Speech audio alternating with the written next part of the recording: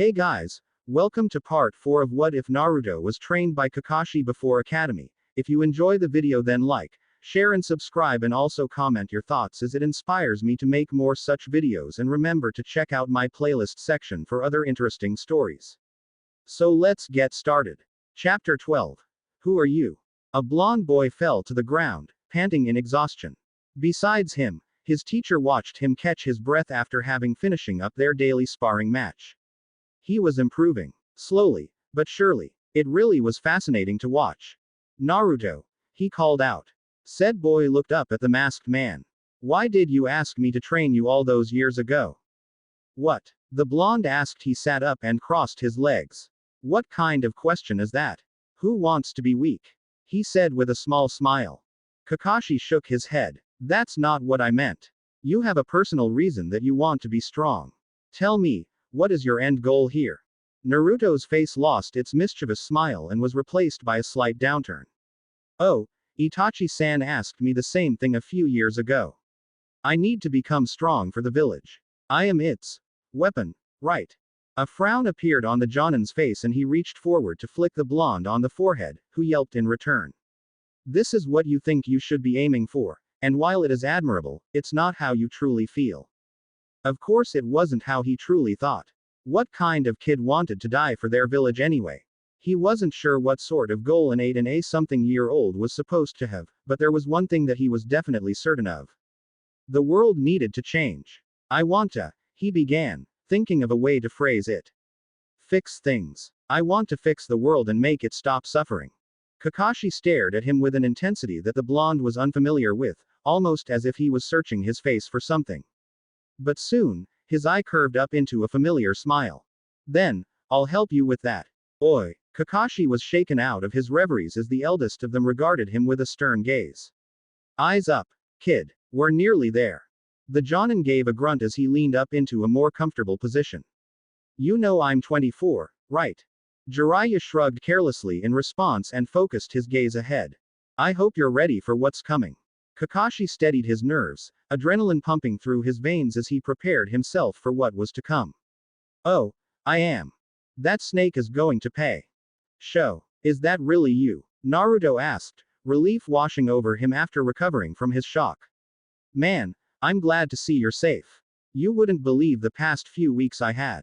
He said in an attempt at a small joke as he weakly raised a thin hand to place onto his teammate's shoulder. We need to hurry up and go look for Yuna. Who knows where she could be at this P.G.A.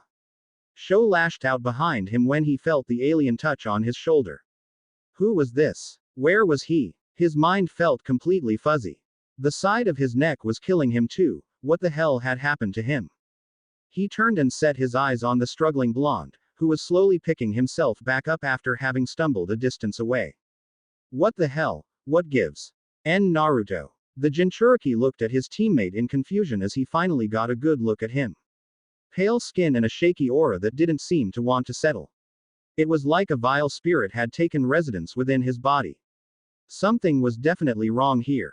Sho moaned in pain and clutched his head as an intense throbbing echoed inside his skull.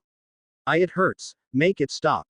The blonde frowned and took a few measuring steps towards his teammate, alarm bells ringing in his mind urging him to be cautious. Sho. What's going on? Why you?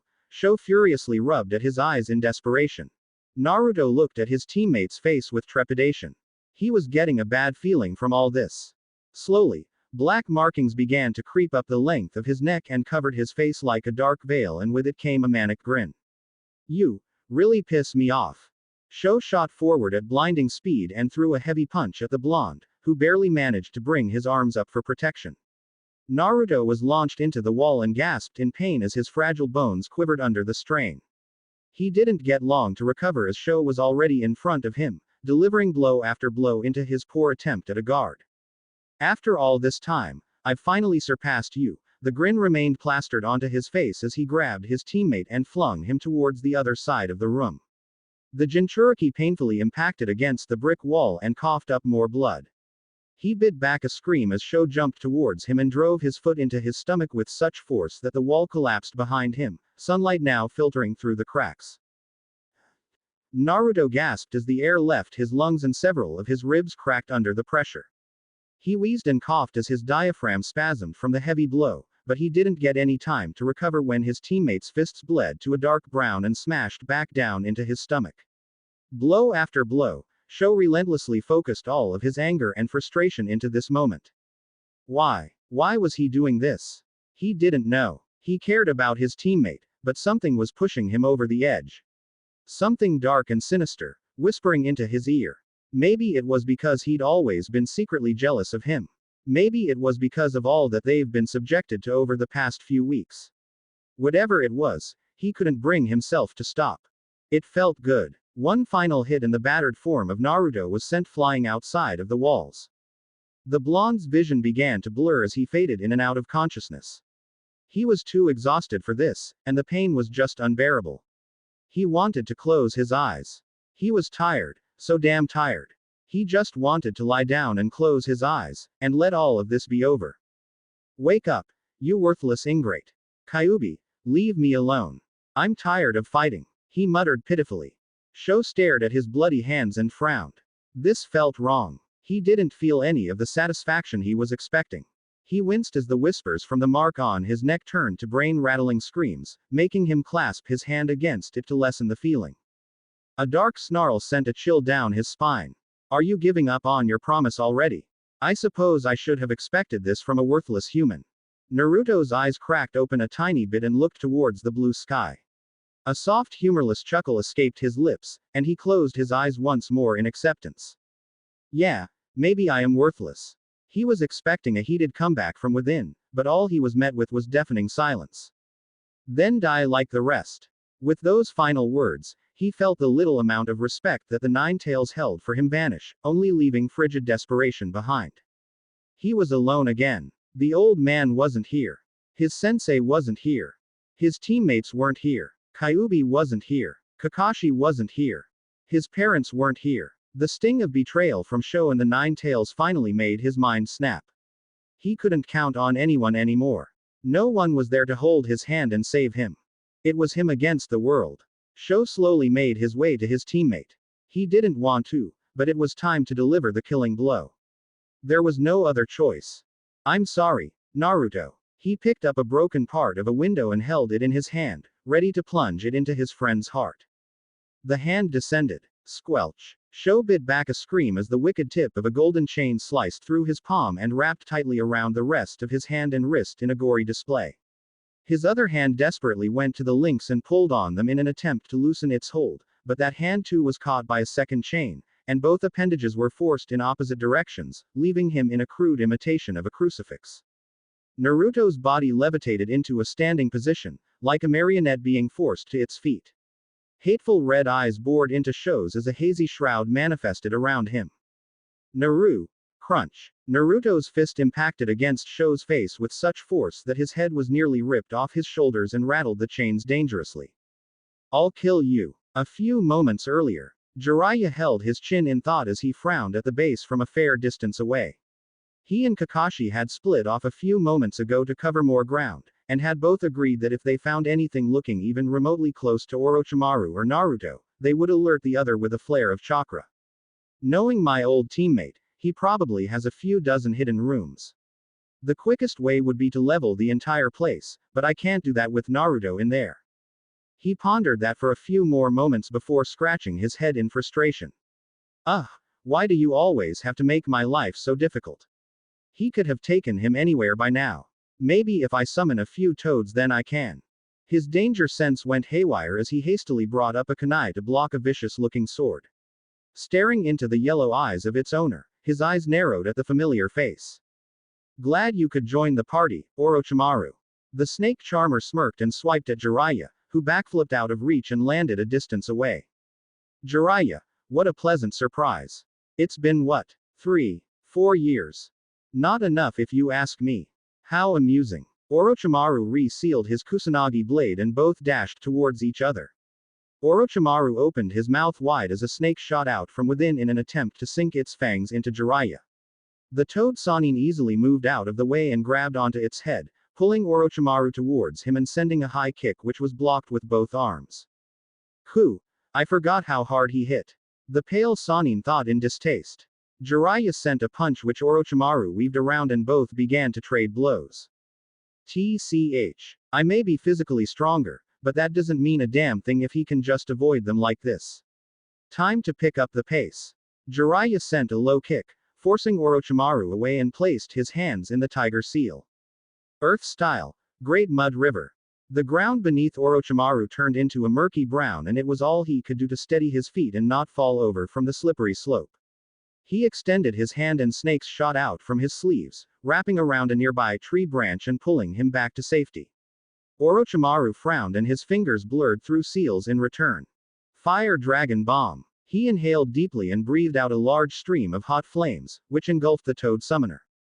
Orochimaru stared at the fire with careful eyes, not believing for a second that the move had taken his teammate down. Sure enough, once the fire had disappeared, Jiraiya could be seen surrounded by a giant mane of needle-like hair. Needle Jizo. Jiraiya swung his head to use his elongated hair like a whip. Orochimaru moved out of the way and crossed his arms protectively when several hair needles shot out and encased themselves into his arms. Still as annoying as ever, Orochimaru said with a frown as he shook the needles out. Jiraiya gave him an insufferable smirk in return. Like you're one to talk. Orochimaru glared back at his teammate, though before he could retaliate, the loud trilling sound of thousands of birds could be heard echoing all around the area. What is this incessant rack? Reikiri. A blur of electricity shot past him and bisected him cleanly in half. Kakashi slid to a stop next to Jiraiya, Sharingan eye blazing at the two parts of the snake Sannin. A fake? Kakashi asked quickly, which made Jiraiya frown and shake his head in return. No, I was pretty sure that that was his real body. Then why do I feel like this isn't over yet? As if to answer his question, thick snakes slithered out of both severed parts of the snake charmer and reattached them together, making both Leaf Shinobi look on in disgust. You really are a freak. Spat out Kakashi. Orochimaru glared back at him, seething rage bubbling behind his eyes. So, a pesky newcomer has arrived. Kakashi stole a glance towards Jiraiya in alarm. We need to hurry. You felt it too, didn't you? Jiraiya merely frowned in agreement and ground his teeth together in frustration. Of course I did. I can only imagine what he's been put through. But Kakashi, I need you to prepare yourself. After whatever happened in that lab, he won't be the same boy from before. Kakashi narrowed his eyes and he felt his anger rise tenfold. Today, the snake would die. If you're done catching up over there, what say we get this thing going? Orochimaru said with a small smirk. That was all the incentive he needed. The Hitachi prodigy moved towards the snake with such speed that he nearly lost his head with a kunai. Blasted kid, I don't remember him being this strong last I saw him. Orochimaru ducked under a kunai swing and sent snakes from his sleeve to wrap around the offending arm. Kakashi in turn used his other hand to throw a punch at the Sannin's head only to have it caught, leaving him with both arms incapacitated. Orochimaru's mouth opened wide and the Kusanagi blade shot out to impale itself into Kakashi's head, but before it could make contact, Jiraiya appeared above them and slammed his heel down onto Orochimaru's head, snapping his mouth closed onto the blade. Kakashi delivered a strong kick to the snake's sternum, forcing him to let go of his hand, and used a kunai to cut the snakes off his other hand. Jiraiya jumped high into the air and flew through hand signs. Kakashi, give me wind. Wordlessly, Kakashi went through a series of seals as well, and both inhaled deeply. Wind style, great breakthrough. Fire release. Flame bullet. The mix of oil and fire was fanned by the wind from Kakashi, and Orochimaru paled as a gigantic wall of flames descended upon him. Both veterans watched the field on high alert, looking for any signs of the snake charmer. Soon enough, a large brown snake shot out from behind Jiraiya and rammed straight into him, knocking him far away into the distance. The snake's maw opened up, revealing a severely pissed and severely burnt Orochimaru, who used the snake's momentum to launch himself at Kakashi. Several more snakes shot out from his sleeves once more, only kept at bay through Kakashi's expert use with the kunai and the Sharingan. In the end though, the sheer number overwhelmed him and a stray one managed to sink its fang into his arm. Kakashi ripped it out without a single thought, but the poison had already begun to make him feel sluggish. Before Orochimaru could capitalize on that, he was blindsided by Jiraiya, who buried a blue spiraling sphere into his back. Orochimaru screamed in pain as the Rasengan grinded away at his skin and mangled the bones in his back, before sending him flying away. The Toad Sannin landed next to the panting Kakashi and shot him a concerned look. Don't die on me yet, kid. I still need you. Kakashi merely grunted and retrieved a soldier pill from his pouch. It wouldn't cure the bleeding, but it would hopefully slow its spread enough to allow him to keep fighting. Don't worry about me. Grr. That cursed Yondaime's technique. How I loathe it so. Orochimaru placed a hand against the trunk of a tree to steady himself and hissed in pain. Out of nowhere, fingers forced their way out of Orochimaru's mouth and split his jaw apart, revealing a second Orochimaru who slithered out of the shed skin. What the fuck? Kakashi said in incredulity. Jiraiya just stared at his teammate in a mixture of sadness and shock. Orochimaru, to think that you are so far gone. Kukukukuku. Come now, Jiraiya. Don't tell me that this is enough to put you off. Two dogs shot out from the ground and latched themselves onto the surprised Orochimaru. Pin him down, Shiba. Urushi. He flew through another myriad of seals and gathered electricity into his hand. That little. When did he summon those? Lightning style. Lightning beast hunting fang. A crackling hound made out of pure blue electricity blitzed towards the pinned down form of Orochimaru and ran right through him, severely shocking and paralyzing the pale man. Gua. Faster than lightning, Kakashi rained down a storm of kunais that buried themselves deep into his body, making him spasm violently and scream out in pain. The hound exploded in a shower of sparks and kicked up a large cloud of dust which obstructed the two veterans' view. A little over the top, don't you think? Jiraiya said blandly as he used his arms to shield his eyes from the wind. The dust cleared to reveal a wooden log riddled with kunais, burnt black and torn to shreds. Kakashi suddenly backflipped away, narrowly avoiding a poisonous sword being held in his opponent's mouth. Orochimaru attempted to chase him down during his momentary lapse of focus, but only received a powerful wooden sandal in the face courtesy of Jiraiya. Orochimaru rolled and tumbled, before he managed to right himself and skidded backwards onto his feet. He cursed under his breath and wiped the blood on his lips with the back of his hand. Had it only been Jiraiya, it would have been easy. But with Minato's brat here I feel that it may be too much, even for me. He casted a glance towards his base, and his frown deepened even further. Now would have been a good time for my ultimate trump card. Oh how I wish I could see the look on these fools' faces when I made them fight the one they hold the most dear, but that blasted mask seems to have gone missing. It was true. Once he'd heard of the interloper, his plan was to use the mask to summon the fourth and have him fight Jiraiya while he made his escape. Unfortunately for him, the artifact had disappeared during the confusion, and all of his other DNA samples were at his primary base. Enough of this. This is getting tiresome. Orochimaru opened his mouth wide and a veritable sea of snake barreled out, the number increasing and increasing until the three of them were surrounded by an ocean of brown slithering reptiles. Kakashi, with me, Jiraiya called out. Both jumped high as the snakes converged on the location and were ready to swallow them, and the toad summoner went through more hand seals. Summoning Justu. With a large puff of smoke, a titanic toad was summoned beneath the pair, and both landed on top of Gamabunta's head. The amphibian looked up in annoyance at Jiraiya and puffed on his pipe. "So that you, Jiraiya, I was enjoying dinner. Come down here so I can kick her ass." "Now's not the time, Bunta," replied the summoner in a serious voice. "Look who we're fighting." That's when Gamabunta felt the slithering mass at his feet and saw the ocean of snakes. He made a sound of disgust and swiped at the ground with his giant tonto, easily clearing out nearly half of them. "I hate snakes," he said with venom in his voice. Orochimaru chuckled and he too went through a flurry of hand seals. In a second, the great serpent Manda was summoned, much to the displeasure of the toad boss. "It's always a bad day when I see your Ulgi mug, shitty Manda." "SSSSSS's Gamabunta, what an unplaisant SS surprise." Manda hissed and looked up at its summoner with anger. "Orochimaru, you better give me 500 SSSS sacrifices SS to make up for this SSSS. "Of course, Manda," Orochimaru said in a placating tone. "For now though, let's rid ourselves of the trash once and for all." HMPH. Gamabunta stomped on the remainder of the snakes and readied his blade. "So just as well, I needed a new wallet anyway." Naruto stared at the suspended body of Sho with a passive gaze. A chain was currently holding him by the ankle, but the former Iowa resident was in too much pain to even attempt to free himself from it. The previous 5 minutes hadn't even been a battle. It was complete humiliation. Why did you do it, Sho? Sho weakly glanced at his friend's face, and painful coughs forced their way out of his mouth once more. I don't know. Both were silent for a few moments, before Sho added. It was like, I was forced to do it. No, forced isn't the right word. The chain suspending him slowly dropped him back down onto the ground.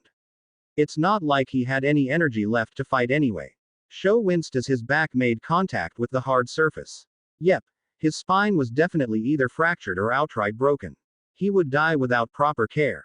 I've always wanted to prove myself to you, to prove that I was stronger. But not like this, it was never supposed to come to this. Naruto looked down in sadness. Weren't they friends? Friends weren't supposed to kill each other, even he knew that. So, what now? Sho took in a deep breath. Now, he closed his eyes and lowered his head slightly. You kill me. That answer surprised the blonde, though he wasn't sure what else he should have expected. Sho had always been way too proud for his own good. He thought that losing a battle was the same as forfeiting his right to live. I'm not going to kill you. Sho's hand clenched tightly in anger, and it was all he could manage to hiss out his next words. If you have the slightest amount of respect left for me, then you'll honor my decision. I've lost this battle, I've attacked a friend, a shinobi from my own village and lost. How can I live with myself after this? How can I go to the afterlife and look my father in the eyes knowing what I've done? What a weakling I am. Naruto chose to not reply, and watched as tears began to leak out of his teammates' eyes. I will never be the same. Not with this thing on my neck. I can feel it all the way to my soul, Naruto. I can hear it whispering to me. Sho took in a few shaky breaths and continued. I've lived my whole life thinking that strength is absolute. So, what am I without that? I won't even be able to fight anymore. Even though it went unsaid, Naruto knew that he was talking about his back. That was irreparable. So that's why. Sho tightly shut his eyes closed and shouted. That's why you have to kill me now and let me die with dignity. Naruto didn't know what to do. He was pissed, he was tired, he was hungry, he was weak. He was not in the right state of mind for this. He didn't have it in him to forgive Sho so easily. To forgive him for turning his back on him and their team. A strong earthquake made him stumble and place a hand on the broken wall next to him. Several more rocked the earth before something big reduced half of the room they were in into smithereens. Something long and scaly, whose very appearance made Naruto sick to look at. I really hate snakes. The giant reptilian tail disappeared as soon as it appeared, and Naruto ran to the edge of the room where the outside world was clearly visible to see a massive toad and snake fighting it out. These are the biggest animals I've ever seen, way bigger than the ones from the Forest of Death. The blonde said breathlessly. The Uzumaki looked back at his equally perplexed teammate. Sho, don't move. Sho made a face and Naruto mentally kicked himself for it. Of course he's not gonna move, idiot. He placed a hand on the rubble and used it as leverage to vault over into the open air. Gah, really starting to piss me off, you shitty snake skin. Gamabunta swiped his tanto at Manda, who easily slithered out of reach once more. Just stay still, damn it. Atop the toad boss's head, Kakashi closed his eyes and maintained the ram seal to gather and focus his chakra. They were out of time, and with the way things were going now, it didn't look like they were anywhere close to finishing up. Jiraiya glanced next to him and gave Kakashi a weird look. What's up, kid? This isn't the time for napping. Just keep him distracted, Jiraiya-sama. I have a plan. Jiraiya frowned, but relented. TCH. Boss, keep up the offense. What the flamin' hell do ya think I've been doing this whole time, you snot-nosed brat? Gamabunta launched himself up high and attempted to pin the slithery bastard down but missed entirely. Damn thing won't stay in place. This went on for several minutes until Manda managed to contort out of the Tonto's direction and twisted its body around Gamabunta, effectively pinning his arms to the side. Let go, scaly bastard. Kakashi, it's now or never. Kakashi stood to his feet and snapped his eyes opened, just as Manda's wide-open maw shot forward to deliver the final blow. Time seemed to move in slow motion as the black tomos within Kakashi's left eyes shifted and morphed into a shape that resembled a three-pronged shuriken. Kamui. Reality bent and shifted, a giant vortex appearing out of thin air and swallowed up the giant snake's head. Orochimaru cursed and quickly jumped off his summon right as a disgusting ripping sound resounded within the entire area. Manda's headless body contorted violently and showered the vicinity with purple blood, before finally laying still. "D-damn kid," Jiraiya said in a shaky voice and looked at his companion. "You had something like that up your sleeve this whole time. Why didn't you use it sooner?" A cough was his answer and Jiraiya quickly caught Kakashi before he fell off the slimy summon. "Whoa, I guess that's why." Gamabunta forced his way out of Manda's remains and furiously scrubbed all the blood off his body. "God fucking damn it, I don't get paid nearly enough for all this bullshit. I'm going home, Jiraiya, ya owe me one." Jiraiya nodded as Gamabunta disappeared in a plume of smoke. Both landed safely on the ground and Jiraiya quickly pulled out a chakra pill and fed it to the Hotake. A soft rustle caught his sense as he quickly spun around, kunai at the ready. To his surprise, he was met with the tired and scrawny face of a mini Minato. Both stared at each other for a few seconds, neither really knowing what to say. That is until Naruto noticed the form of Kakashi, who was just beginning to push himself into a sitting position. "Kakashi," he said, running towards him. Kakashi's head whipped towards the sound and was surprised when his semi-student showed up within his field of vision. "Naruto," he said as relief washed over his entire body. "You're okay. I'm glad to see you safe." His student looked to be all right, albeit skinnier and paler than the last time he saw him, and for some reason seemed to stay within arm's reach from him, but he shook it off. For now, all that mattered was that he was safe and to get out of here. Orochimaru watched from afar with narrowed eyes, but a smirk slowly made its way to his face. "Kukukuku, I was hoping to dispose of Jiraiya, but no matter. I have what I need," he thought, pocketing a small object into his pouch before slowly melding into the ground. Jiraiya swore under his breath once he felt Orochimaru's presence disappear from his radar. It looked like the snake would live to see another day after all. Setting his eyes on the duo again, he awkwardly approached them and coughed into his fist, garnering both of their attention. "Naruto, was your team with you in there?" Naruto's lips thinned out at that, and after a few moments, replied in a subdued tone. "Sensei is dead. Sho is inside though, I left him over there. But, I don't know where Yuna is. I couldn't find her." Jiraiya frowned but nodded nonetheless. "I'll go look for them. Meanwhile you two get ready to move out. We have a long trek home." "Wait," Kakashi said as he swiped his hand with a bit of his blood. "Take Pakun with you." With a few more hand seals, a small brown bored-looking dog was summoned into existence. Jiraiya nodded his thanks and, after having Pakun sniff around Naruto's body, picked up a trail and went off, the toad summoner close behind. Kakashi glanced down at his student, who looked to be avoiding his gaze. "Naruto, what happened in that lab? Can you tell me?" Naruto hesitated for a bit before shaking his head. "I'll tell you later, Kakashi-sensei." The masked Jonin nodded. "We need to hurry up and get out of here. Who knows who else might be lurking around." Naruto nodded, but suddenly felt a brief flash of dizziness. Looking over at Kakashi, he saw him nod again. "We need to hurry up and get out of here. Who knows who else might be lurking around," he said as he pushed himself up into a standing position. "Wah, Kakashi, you said that already." Kakashi gave him a strange look. "Did I? I don't remember." Naruto stared at him in shock. Was Kakashi going crazy? Was he going crazy? That's when a feeling of cold washed over the copy nin, making him shiver as an uneasy sensation assaulted his mind. Unknown to the Jonin, the small blonde next to him clutched his hands to his sides to warm himself up when he experienced a similar shiver. He had no idea where it came from, but it felt like something, or someone was watching him. Watching all of them. He attempted to take in a deep breath to steady himself when an intense headache assaulted his mind. Groaning, his hands moved from his sides to his head as his pupils dilated in shock. Kakashi looked around, a nervous expression on his face. Is it winter already? Turning around, he saw Naruto staring off into space and quickly walked back to him to place a hand on his shoulder.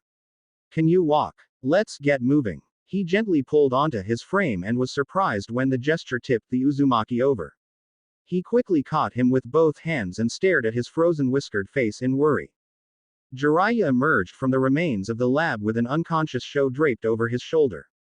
Is it me or did it just get a lot colder? I'm getting a bad feeling about this place. Just as he finished saying that, the cold vanished, and with it, Naruto's stiff body loosened in Kakashi's arms. The copy nin shook the abnormality of the entire situation and adjusted the blonde onto his back. Let's go, we've wasted enough time. And with that, both shinobi left, each carrying a genin on their back. Drip, drip, drip. My head, Naruto moaned as his tired eyes managed to crack open. After a moment of lifelessly staring up at the depressing ceiling of his mindscape, his body shot up when the memories from before came back to him. What was that back there? He remembered, remembering something. But he couldn't understand what. He could understand, but he couldn't make sense of it. Those things that he saw, it was like his brain was physically resisting it, blocking it out, like it refused to acknowledge them. At that moment when it got cold, it was just like when he used to practice his shadow clones. He'd felt memories, but he hadn't made a clone in weeks. This didn't make any sense. Looking up, he saw the fox staring down at him with intensity that he's never seen before. It wasn't anger or annoyance, it was as if he was a something that he couldn't quite decipher. You. The fox growled out. You're different somehow. Naruto slowly picked himself up and frowned up at the fox. Kyuubi. What do you mean by that? The greatest Biju had an inkling, but it was soon disregarded when he searched around for another presence within his mind. No, I can still sense your other half, he said in a frustrated tone. If the greatest Biju hated anything more than humans, it was not understanding a piece of a puzzle. He hated being in the dark. Quote. Who are you? The statement came out of nowhere, making Naruto shoot him a weird look. I'm me, he questioned in an unusually subdued voice. HMPH. Kyuubi closed his eyes and rested his chin on his folded arms. It doesn't matter. Leave. I must think. Naruto's gaze narrowed. He had questions for the fox. A lot of questions. But now wasn't the time. He was much too tired. The world around him blurred, and after several long weeks, his mind succumbed to blissful, peaceful slumber. The first thing he heard when he came to was the loud beeping and whirring of machines at work. The first thing he felt was the terrible familiar feeling of a tube up his nostrils, which shifted awkwardly when his nose attempted to shuffle it out by reflex. The first thing he saw when he opened his eyes were the blindingly white walls of Konoha's hospital. Seriously, why were they so white? That's not what a coma patient wants to see first thing when they wake up. Couldn't it be a soft blue or salmon pink? Or even better, a nice faded orange? It took a few moments for his breathing to get back to normal again. His diaphragm had become erratic when he'd first come to. Weakly glancing down, he could see a few more IV lines running along the length of his arms. From the corner of his eye, he thought that he saw a blurry head popping in before leaving again. He soon heard a bunch of voices, though the words were too jumbled to understand them right now. He hated this. It was like, that time. A doctor of small stature and a kind smile walked into the room holding a clipboard. He was wearing big square-ish glasses and Naruto thought that he had a funny-looking mustache. Huh, he drawled out when he saw him call out to him. His vision and hearing slowly began to clear up. The doctor smiled in understanding and repeated himself. Good morning, Uzumaki-san. My name is Dr. Briefs. Can you tell me how you're feeling? Naruto slowly blinked and his eyes drooped closed once more. I'm tired. The man chuckled and placed a gentle hand on his shoulder. I need you to stay awake for a tiny bit longer so I can perform a few basic motor skill tests, that is if you don't mind. Naruto tiredly nodded and forced his eyes open. The doctor placed his gloved fingers on his eyelids and carefully pried them open before shining a small light into his eye. The blonde flinched a little as his pupil shrunk in response, but the doctor continued, doing the same to the other eye and nodding in satisfaction. Leaning away, he reached into his pocket and held up a pen. Can you follow my pen with your eyes for me? Dr. Briefs moved the pen about a few times and nodded in approval when he received the desired results. Looking down at his clipboard, he scribbled a few words on them and muttered under his breath. Patient is aware and responsive. He clicked his pen and placed it back into his shirt pocket. Thank you, Uzumaki-san, you've been a great help. You may go back to sleep if you so wish. No need to tell me twice, Naruto thought in exhaustion. The Sandman called once more, and he welcomed him with open arms.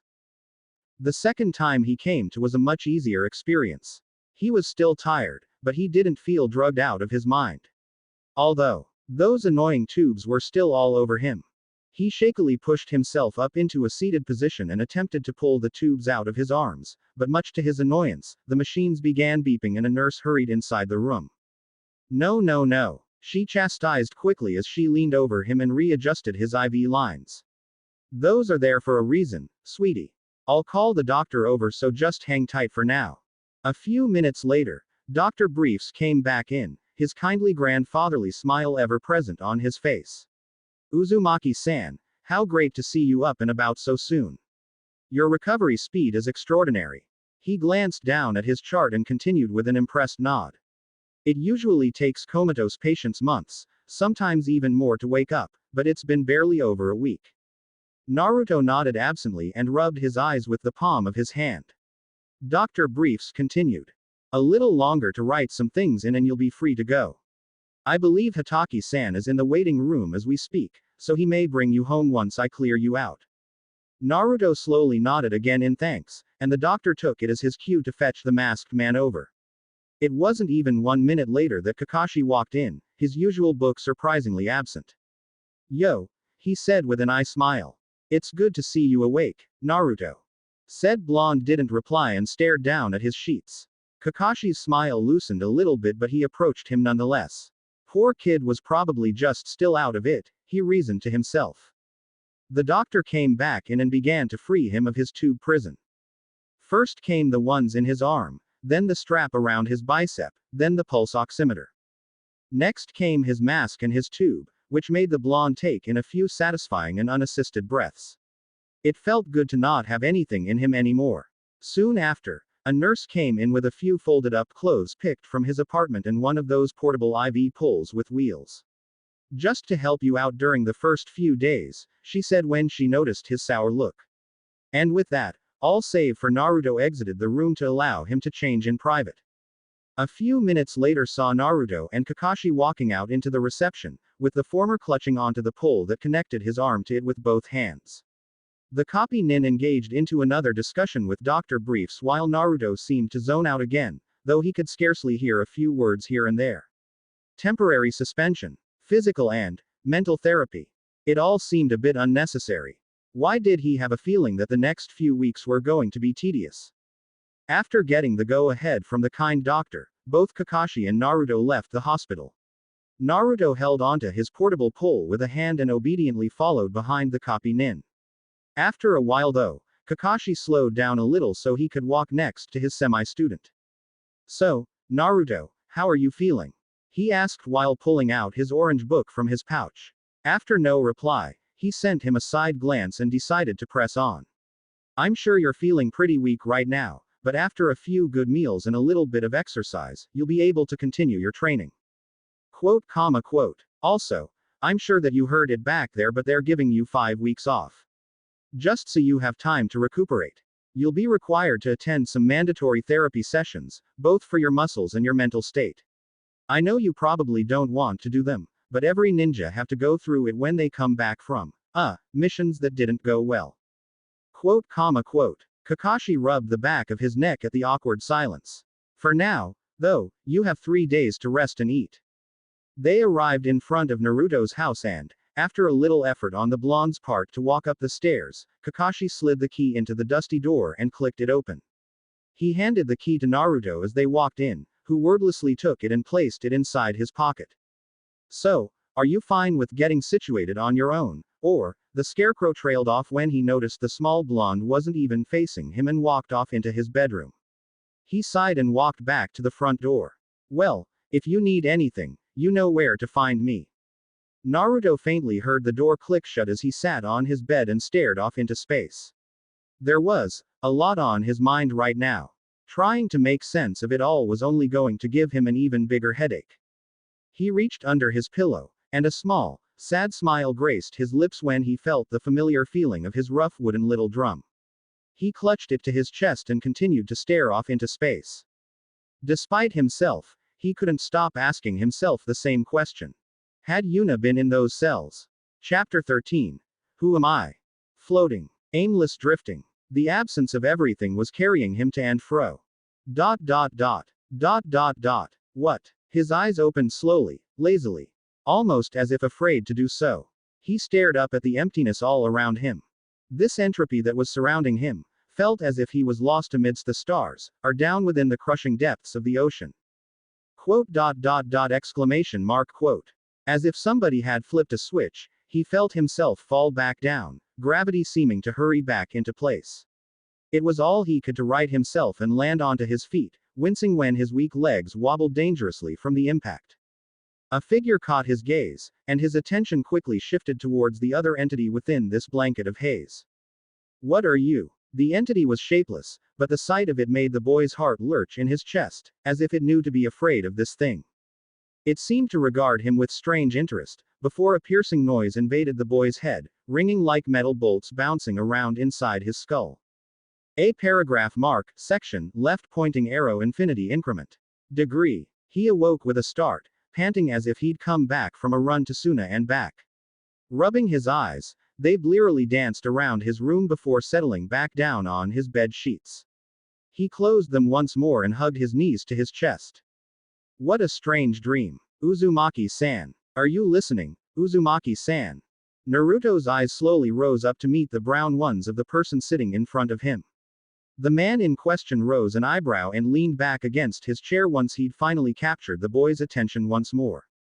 Oh, that's right. He was doing his mandated psychological evaluation. Or as they called it, therapy. He must have gotten lost in his train of thoughts again. He'd been doing that a lot lately.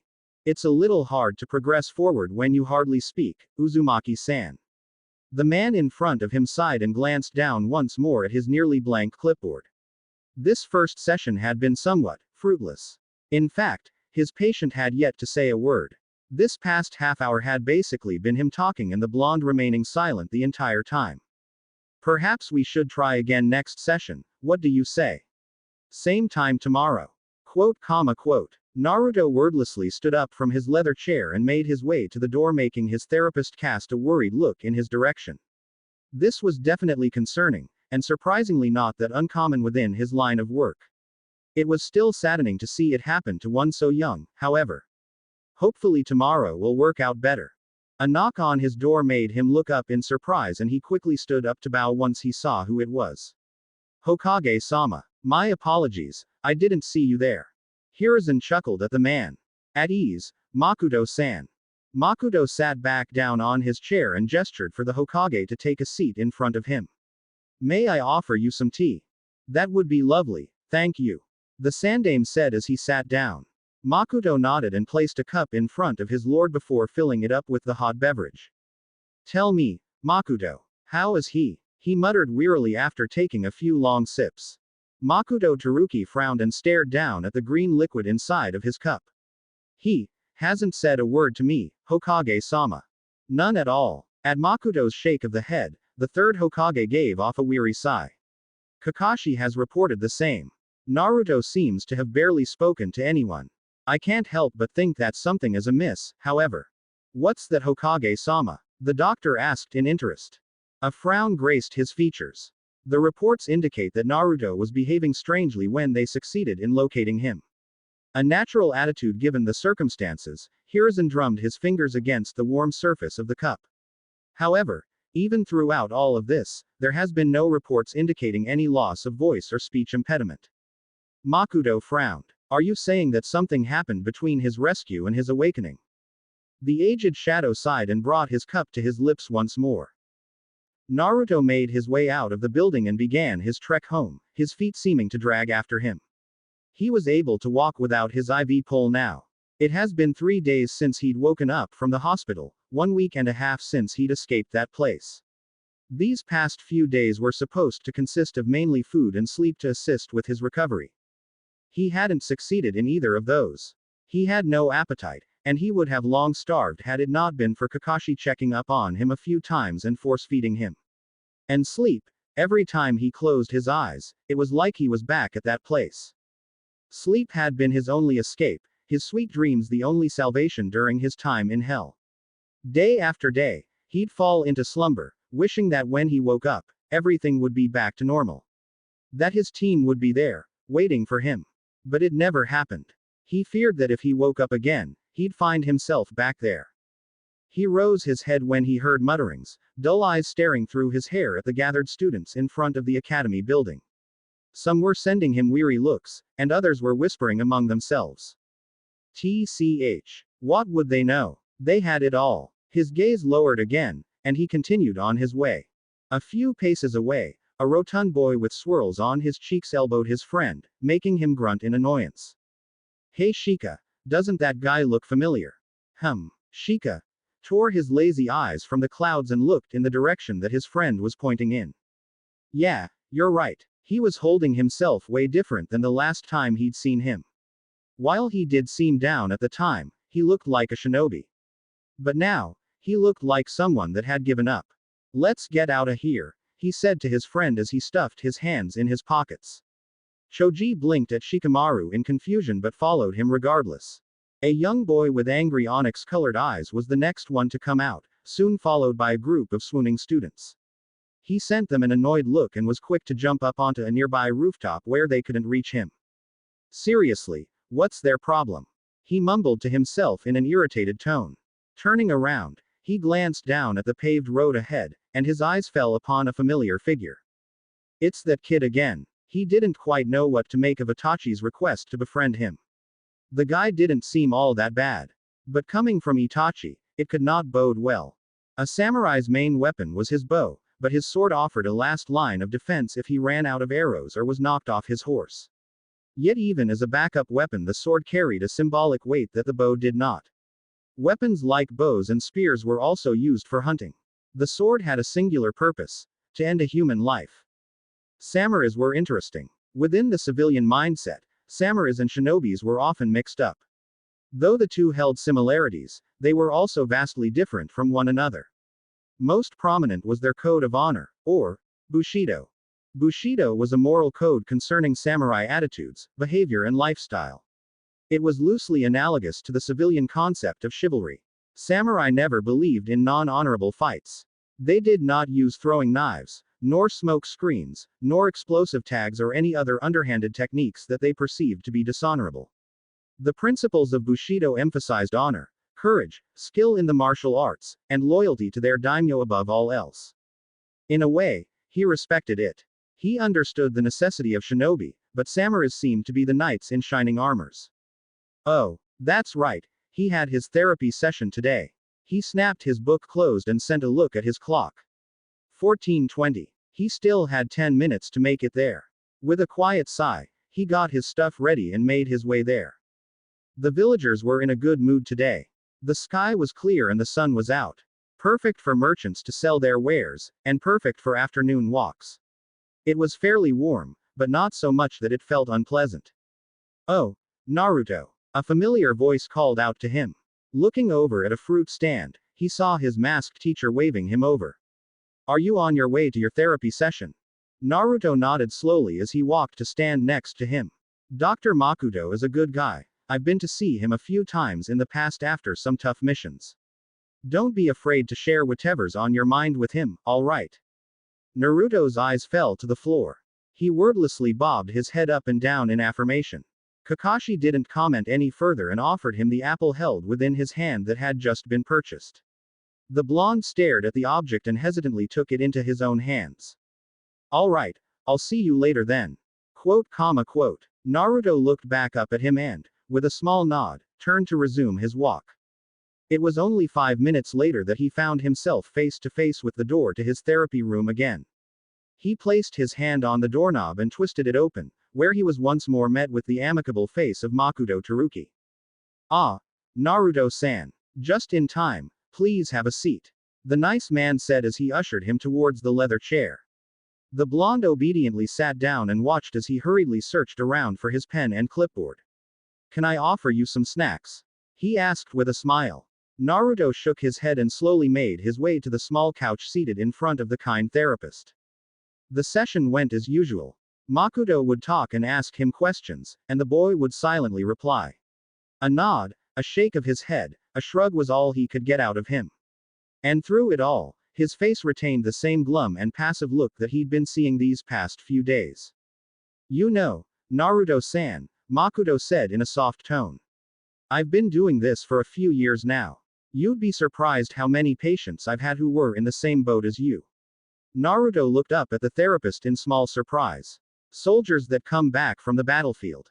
While physically, there's nothing wrong with them, mentally, that's an entirely different story. He offered the boy a small smile.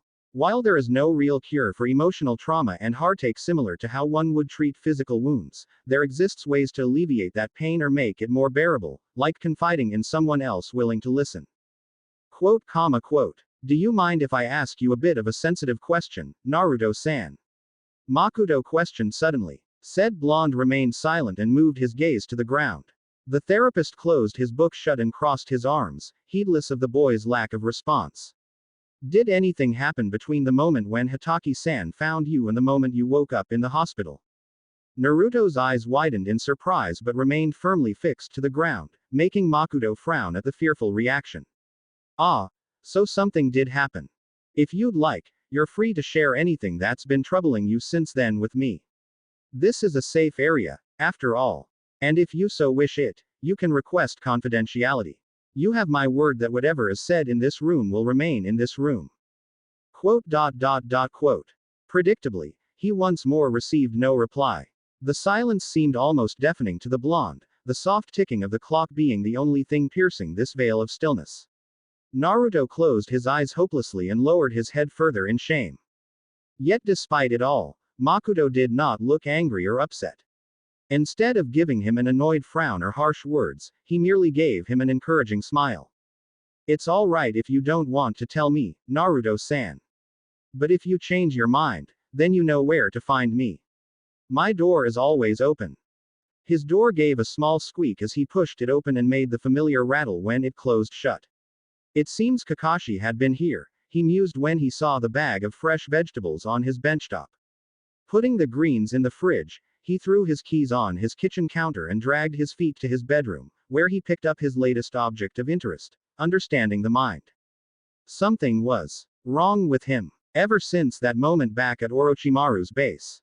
He didn't really understand any of it though, so he hoped that picking up a book on psychology would give him a speck of understanding in this labyrinth of confusion. Hopefully. Maybe. No such luck. There was no denying that the book was in fact fascinating. While he didn't find anything helpful to his current condition, he did learn a lot about the human psyche. He had no idea that the mind was so convoluted. It was incredible to think that such a complex thing existed in each and every living being. And before he knew it, the sun had already set, which he only realized when he noticed how much he was squinting in his attempt to decipher this book of knowledge in his hands. Sighing quietly to himself, he placed the book at the foot of his bed and made his way to his bathroom. He wasn't hungry tonight either. Guess he'd miss dinner again. His reflection looked like a stranger nowadays. Dead eyes stared back at him on the other side of the dirty broken mirror in strange apathy. Perhaps this is what the book meant. What did it call it? Dissociation. Thinking about that book made him remember some of the other stuff he'd read in it. Somehow, in some situations, it was possible to trick your own mind. But how could that even happen when the mind was the very thing trying to trick itself? Your mind commandeered your body, your actions, your intents. How could it not know what it's trying to do to itself? He remembered reading one in particular. Tentatively, he reached up with both of his index fingers and attempted to push the corners of his lips up into a smile. He stared at his reflection for a few seconds before letting his hands fall back at his sides, his mouth dropping down into its usual listless downturn. This is stupid. Mr. Makoto was rambling on again. Something about the different faces that people wore every day. Apparently, the general populace had several sides that they would express themselves with, each different depending on the situation or people around them. One that you showed the world, one that you showed to your friends and family, and one that you never showed anyone. Your real unfiltered emotions. The one that you kept within the deepest darkest recesses of your mind. And while the saying came to be known as the three faces of self, a fourth one was also worn by shinobi each and every day, the one that had to be put on when you were on the battlefield. The same one that could help you turn into a heartless killer, all for the sake of the village. Could this perhaps be the same thing that Kakashi used to do with his Anbu mask? Being able to completely switch off your emotions on the line of duty was an amazing ability, and one difficult to master. But while this topic was indeed interesting, his mind was preoccupied elsewhere. And here lies the question: who are you when people are watching? And who are you when people are not? Who are you? Quote. Mr. Makuto. The unexpected sound made the nice therapist stop his little monologue and look at the boy in bewilderment. The small voice was weak and raspy from underuse, and it was all he could do not to pump his fist in joy at finally getting a word out of the blonde. Yes, Naruto-san. He asked a bit too eagerly. Could you blame him? This was the first time he'd heard him speak when not counting his usual hums. Naruto looked down, brow creased as if debating whether or not this was a good idea. He stopped to clear his throat. What you said, yesterday. About not telling the old man Hokage. Did you mean it? Makuto nodded with a smile. That's right. In almost every instance, therapy is absolutely confidential. Within reason, of course. If I feel that what you're telling me would put the village, or anyone else in danger, I would be forced to report it. He was positive that that wouldn't be the case, so maybe he could tell him, if what he was saying was true. You promise. You promise. The brunette was once again reminded of just how young his patient was. That sounded like something his little niece would say. Of course, you have word. Silence filled the room once more. The blonde seemed to have trouble coming up with the right thing to say. I've been seeing things, thinking things. All right, Makuto said and scribbled something on his notepad. Could you perhaps be a little more specific? What have you been seeing and thinking? Naruto frowned. Quote. Hard to explain, he said in the same soft tone. The brunette hummed in agreement. Can you try to relate them to things that you are familiar with? Naruto took in a shaky breath. Like things, shapes, colors, equations, memories and feelings. I remember feeling things that I haven't before, or thinking things that don't make any sense. Quote. Makuto frowned in thought. Perhaps it was the memories of a clone dispelling. No, that couldn't be it. He knew that his patient was well acquainted with that particular jutsu. A case of dementia, hallucination. What could be the catalyst for this though? Could it be a result from his time with the snake Sanin? Can you tell me more about those thoughts and feelings? Naruto looked down and slowly shook his head, reverting back to his silence. The topic was clearly making the blonde uncomfortable, which could be why he hasn't been talking at all. Maybe he was afraid that speaking would trigger another one of these episodes that he's been having. Sometimes, the best way to face your fears is to confront them head on.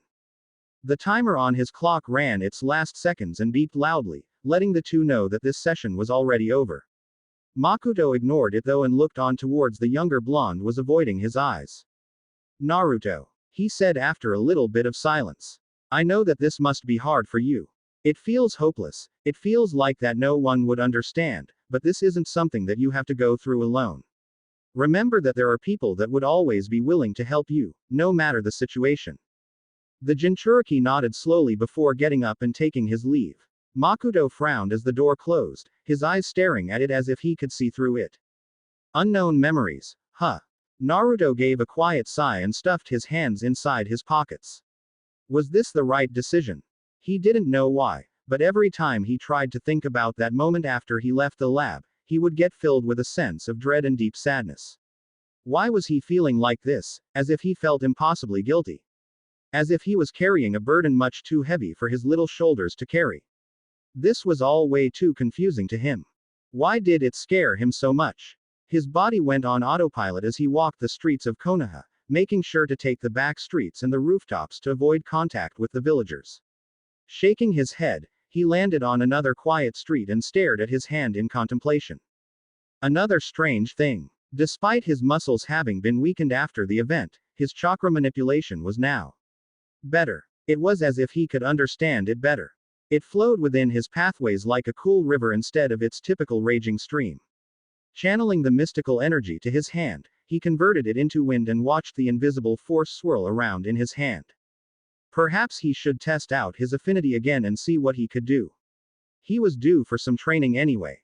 1 week later, he pushed the glass doors of the big giant building and his eyes were immediately assaulted with the blindingly bright light that he'd come to hate in every hospital. But as much as he hated it, he couldn't run away now. He'd been avoiding it for long enough, and the constant guilt was nearly enough to make him go crazy.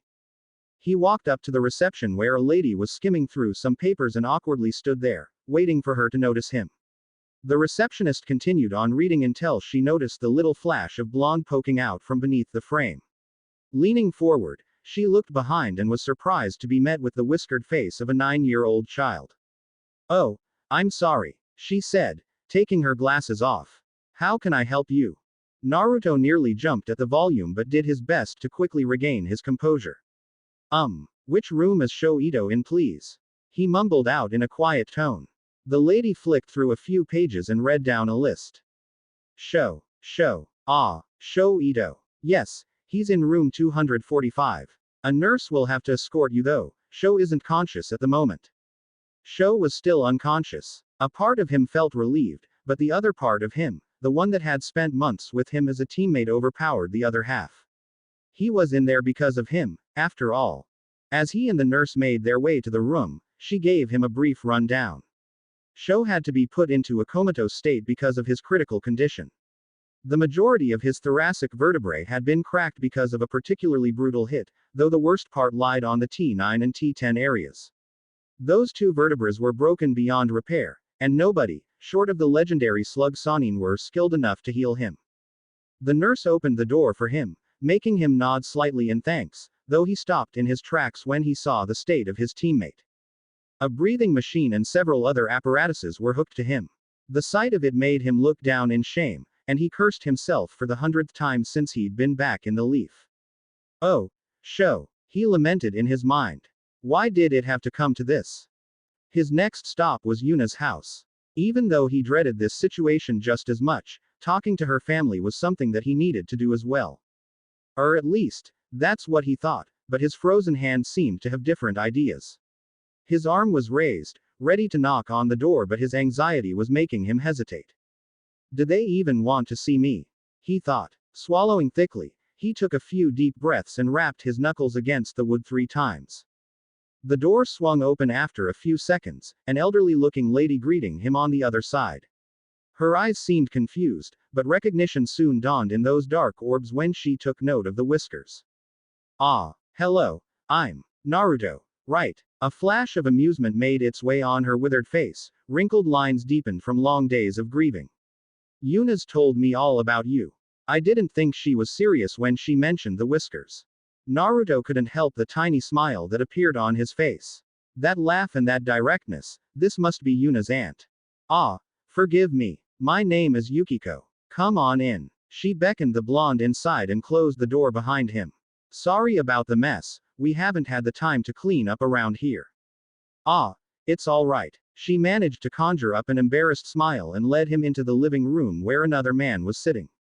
"And this is Jiko, Yuna's father." Jiko was a man of average height, with short cropped dark purple hair and a stern face. He turned towards Naruto and raised an eyebrow before offering his hand in a handshake, though was confused when the boy seemed to shy away from him. "What's wrong with you, boy? Afraid of a handshake?" he asked rudely. "Jiko," Yukiko berated heatedly, "how about you make yourself useful and go finish making the dinner?" The suggestion was worded like a question, but the look in her eyes indicated that this was anything but. The violet grumbled under his breath but complied anyway. Good. Naruto wasn't sure he liked the man. Please forgive him, he's always been a bit particular. Right. Naruto mumbled under his breath. A few minutes later, the two were seated with a steaming cup of jasmine tea. Yuna spoke fondly about her team, you know, she said with a wistful smile while staring into the dark liquid of her drink. Hey, I still remember the day that she graduated. Even though that girl always had trouble showing it, I could see it in her step that she was ecstatic to finally be a ninja. Naruto watched her swallow a bit of her tea in an attempt to soothe her frayed nerves and barked out a small laugh. Only to come home the next day and throw a tantrum about the missions that she's had to do. She looked back towards the quiet blonde. Tell me, kid, what did you think about these D ranks? Ah, they were important for team building. She took another sip. Now tell me what you really thought. Naruto looked up in her surprise, only to chuckle softly and look back down at his lap. They sucked. Ha ha ha. Damn straight they did. They already sucked 20 years ago too when I was a ninja. She laughed again, this time louder, making Naruto nearly jump at the volume. He never would have expected that someone so outspoken would be the one to raise someone as reserved as Yuna. You know, she said after having recovered from her laughing fit. She talked about you that time you showed up to the exam. Really? Oh yes. She hid her smile behind her raised cup. She was saying how you were this genius child prodigy who showed everyone up. You made quite the impression on everyone. I wouldn't call myself a prodigy. The two continued the light banter for a few minutes, making Naruto feel a little bit more at ease before settling into a comfortable silence. I don't think Yuna is dead. Yukiko looked at him in surprise and Naruto nearly bit the inside of his cheek. Why did he say that? He had no proof. What makes you think that? Asked the older lady with slight apprehension. I don't know. It's just a feeling. A feeling. Naruto chose to keep his lips sealed this time in fear of digging himself in further, making Yukiko's gaze turn downcast and look inside her steaming cup. I want to believe that as well, kid, but they've already filled me in on the details. If that man catches you, then, her voice nearly caught in her throat. Then there's no way you can escape. Silence prevailed once more as Yukiko downed the rest of her tea in one motion. I did. She blinked in surprise at the boy, having been caught off guard by the statement. Hey, yeah, guess you did. But she didn't have an all-powerful demon in her gut now, did she? The last statement remained unsaid but hung in the air as if she had shouted it. If Yuna's alive, then I'll find her. The brunette passively stared at Naruto's face that seemed to hold so much conviction. Closing her eyes, she lowered her head and gave a small, bitter laugh. You shouldn't make promises that you can't keep, kid. Quote. The comfortable silence that was present mere moments ago was replaced by an uncomfortable silence. She's right. Who was he kidding? Half of the base had been destroyed during his rage-induced rampage, and the other half had been reduced to rubble during the fight between Kakashi and the two Sannin. And in the off chance that she was still alive, what kind of hell must she be living through right now? I know this is a lot to ask, but, Naruto looked up as Yukiko began speaking again. Could you tell me what happened during that mission? The Uzumaki bit back a grimace but nodded nonetheless. Recalling the mission was the last thing that he wanted to do, but he owed her that much. He recounted his tale, Yukiko hanging onto every word with her brow tightly knitted together. Once he was done, silence prevailed once more as the lady stared at the wall in deep thought with a frown on her face. Do you mind if I use your bathroom?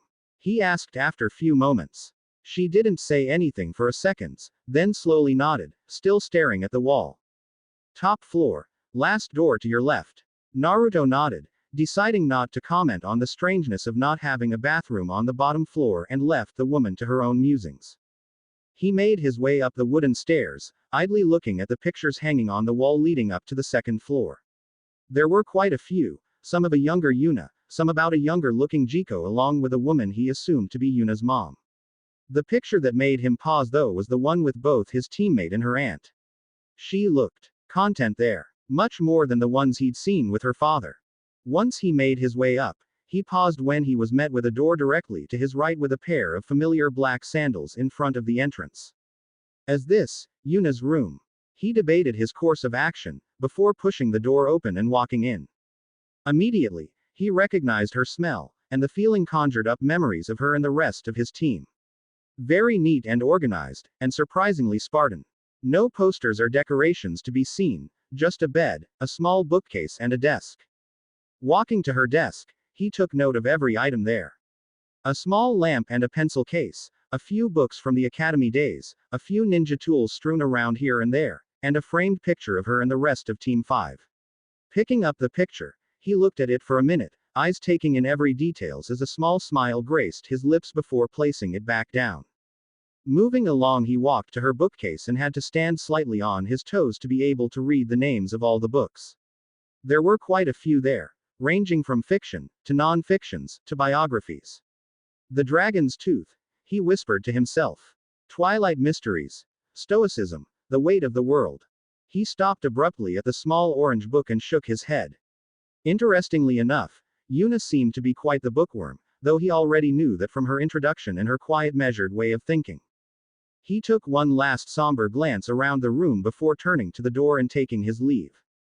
The blonde went back down and after saying his goodbyes to Yukiko, closed the door behind him and stepped back onto the nearly empty streets of Konoha. Looking up at the evening sky, he took in a deep breath and allowed his shoulders to sag. This conversation could have gone a lot better. He didn't mean to sound rude or conceited, though perhaps this was not the best thing to have said to a grieving woman. But he had meant it, or perhaps his mind was just trying to find a way to comfort him.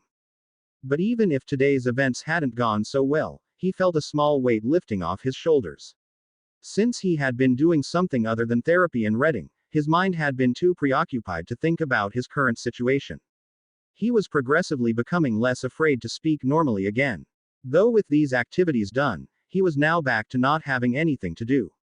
Maybe I should start training again. Yeah, maybe he should. A waterfall. The blonde nodded in affirmation to the masked ninja's incredulous question as he stopped his stirring to look at the Jinchuriki. For your nature manipulation training. Do you have any idea how hard that is? Naruto nodded again. I finished the leaf exercise a while ago. He mumbled out slowly. Kakashi scratched his lopsided hair in thought. He was glad that his student was talking again, albeit a lot less and a lot more subdued than he used to, but he couldn't help but think that he was jumping into this a bit too quickly. Well, there aren't really any here in Konoha. You would have seen one by now if there were. Can't you just make one? I could, but a waterfall can't remain active from nothing, it needs a constant flow, meaning that if it's not a naturally made one, someone needs to stay there and sustain it. Naruto blinked. So what's the problem? Kakashi sighed in exasperation. The problem is, Naruto, that cutting a waterfall is much more difficult than cutting a leaf. It would take weeks. Oh. No one would sit there for weeks on end to maintain a waterfall, even someone that gave enough of a damn like Kakashi. But there had to be some other way, right? So, where's the closest one to here? Quote. You're not going out to train now, are you? It's dark out. The Uzumaki looked out the window and back at his teacher. I'll go out tomorrow. Kakashi sighed again. Fine. There's one about 10 kilometers southwest from the main gate. You should be able to see it if you follow the river stream back up. Naruto nodded and turned to leave, which prompted Kakashi to quickly call out to him again. Wait, Naruto. The boy paused and looked back at the scarecrow. Since you're here already, do you want to stay for dinner? It's nearly done. Naruto blinked and awkwardly averted his eyes. Thanks, but I lied. What? Before he could stop him, the blonde had already scurried out the door. Oh. After having sneaked out of the village, it only took him a few minutes to find the stream that Kakashi had been talking about. He used a kunai to cut the remaining branches out of his way and traveled upwards, where the faint roaring of water could be heard in the distance. The place was beautiful. Moss-covered stone and the crystal-clear rushing water gave the area a magical feel under the moonlight. The waterfall wasn't as big as he expected, being only 10 meters in height and 5 meters in width, but it was perfect for now. Glancing down, he picked up a stray leaf and held it between two fingers. With merely a thought, the leaf was bisected cleanly in the middle and fluttered to the ground like a butterfly's wings. The wind change in chakra nature splits chakra in two and grinds them together, he thought, thinking back on his studies. Taking off his sandals and removing his shirt, he dipped his feet in the river and attempted to suppress a cold shiver. Then you build up the two chakras by steadily honing them. He stopped in front of the torrent and squinted his eyes to shield them from the tiny water droplets falling like rain. Steady and sharp. He brought his hands up and plunged them into the waterfall. Taking in a deep breath, he closed his eyes and molded his wind nature inside his core before shooting it out from his hands. The impact hammered into the water, though all it did was make a barely perceivable splash. An idea came across him for a brief moment, but he quickly discarded it. He wanted to be able to do this by himself, without the help of his clones. He refused to have to rely on that technique whenever something became too difficult to handle. He needed to figure this out on his own. This is going to be harder than I expected, he thought glumly. His face now set with determination, he plunged them back in and pushed forward. Glancing from left to right, he found himself in that white world again, where he'd met that strange presence in his dreams. But this time, the terrifying figure wasn't there anymore. There was a more human-looking shadow, along with a copy of him. He walked around the two in puzzlement. Who was he talking to? Why was he a spectator? His eyes moved from his clone to the other figure. There were no discernible features, though somehow, he had a feeling that this person was immensely important to him. He saw his replicant turn away out of the corner of his eye and diverted his attention back to it. What are you doing? He thought as he watched himself walk away from the figure. The shadow extended an arm towards his retreating form, like it was pleading him to stay, but his clone ignored it and continued on. No. Don't leave them. Don't leave them behind. But his cries remained unheard. He woke up with a start once more, just like a few weeks ago. Panting, he looked out the window and saw the sun's first rays filtering in through his blinds. What a strange dream. He stood up and started his morning routine. He brushed his teeth, showered and untangled his messy hair, heated himself a cup of instant ramen while blissfully ignoring the fruits that Kakashi had left in his home and put his non-sleeping clothes on. Unfortunately, his comfy form-fitting clothes that he'd grown attached to had been discarded and destroyed back at that man's base, along with Mom's scarf, he thought miserably. He no longer wore the blue patterned scarf that brought him great warmth and comfort, hugging around him like a parent would their child. Even after more than a month, he still wasn't over it and the thought of it stung his heart greatly. His mood now considerably soured, he put his black cargo shorts on and attached his ninja-took bag to his waist. Today was the day that he would resume his duties as a ninja. Tomorrow would, to be precise. He needed to report to the Hokage now and show his compliance to his leader in order to be regarded as fit to continue on. He opened his window and hopped onto the streets below before beginning his short trek to the tower. He'd been making good progress with the waterfall cutting technique. It was tough. What with nobody there to correct him and set him on the right path, but still. He enjoyed it. Being able to figure it out on his own was rewarding in its own right. His training made him think about the old man at the ramen stand and Ayame. He hadn't seen them ever since he'd been back, they were probably worried sick about his sudden disappearance. Though to be fair, he hadn't really been able to face anyone recently, much as he hated to admit it. He really owed those two a visit. He arrived at the tower and made his way up. After waiting a few minutes for the Hokage to be ready, the secretary let him in and closed the door behind him. Naruto. Hiruzen acknowledged with a warm smile. How have you been, my boy? He replied after a short pause. Hiruzen hummed in agreement and set his pipe down. It brings me great happiness to see you back on your feet again. I trust that you have sufficiently recuperated. After receiving a nod, the Sandaime continued. Excellent. Then let's get to business, shall we? He picked up a sheet of paper and handed it to Naruto, who wordlessly took it. These are the list of this term's newly graduates. As we speak, a class is undergoing their genin exams and will be assembled into teams tomorrow. You will be placed into one of them and blah blah blah. I'll be in a new team, we get it. He thought while internally rolling his eyes. The thought left a bitter taste in his mouth, though. His previous team had been like his family, and now he would just be joining a new one as if nothing had happened. It felt wrong, but such was protocol. Old man Sandaime continued on for a while, explaining correct conduct and procedures while he pretended to pay attention. After what felt like an eternity, he was finally handed a new leaf headband before being dismissed.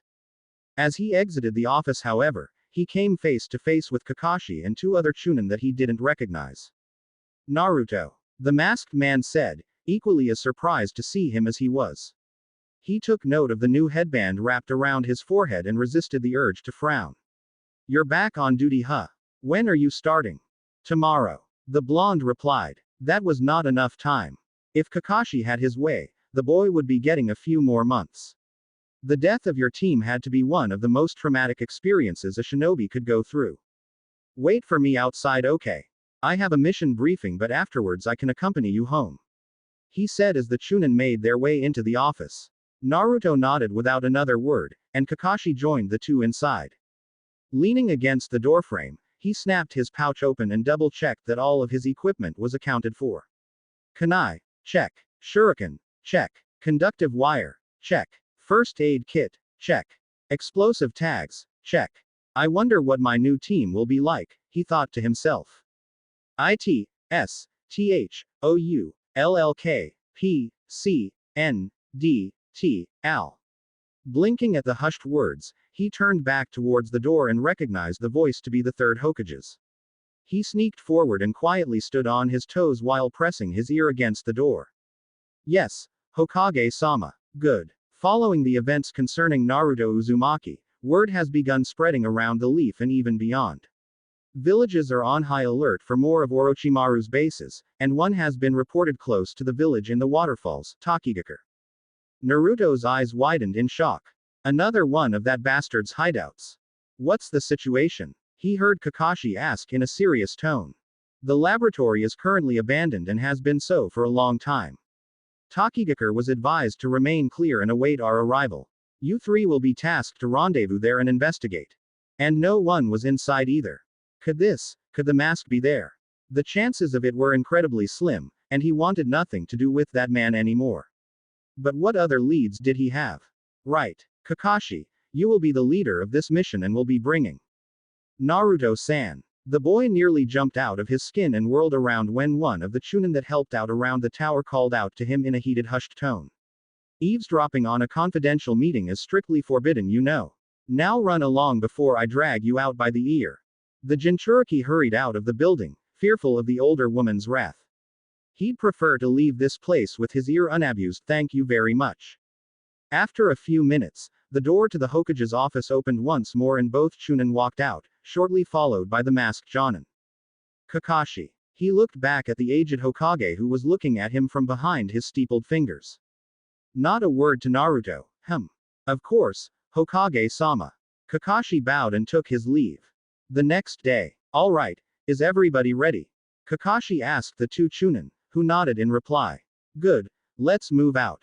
Where are you going? Kakashi looked to the side and was surprised to see Naruto slowly walking towards them. I was assigned a mission, so I'll be gone for a few days. What kind of mission? The jonin averted his eyes and fixed them onto the horizon past the gates. Those blue eyes seemed to stare right into his soul. Sorry Naruto, that's classified. But I won't be gone long. The blonde watched as his teacher signaled to his two teammates and, like a gust of wind, were gone in an instant. His eyes remained transfixed past the massive village doors before glancing up at the burning morning sun. Takigakure. Quote, quote. I know how to get there. Chapter 14. Omen. Don't look back, don't look back, don't look back. Slowing down assured certain death.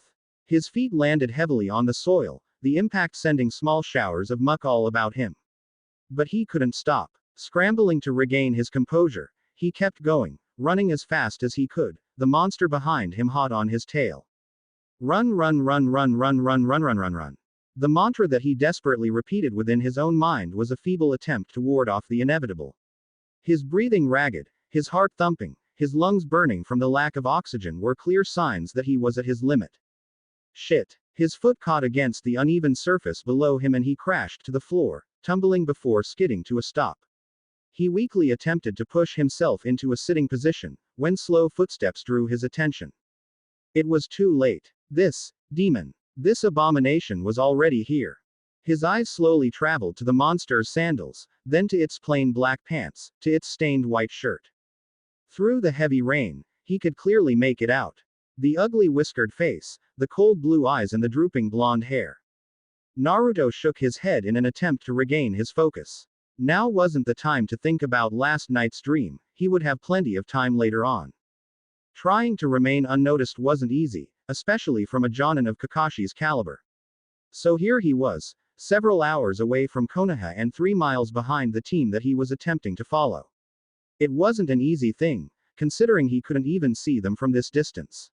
All he had to go off of was his estimated guess of where Taki was located and the few rare traces left behind by the trio.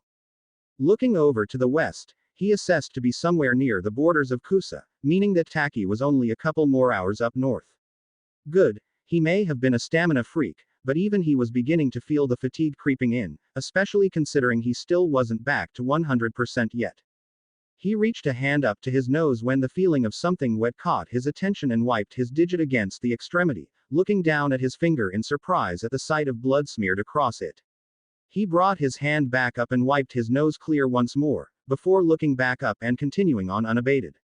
He probably just hadn't fully recovered. Yeah, that had to be it. How much further? Pakun.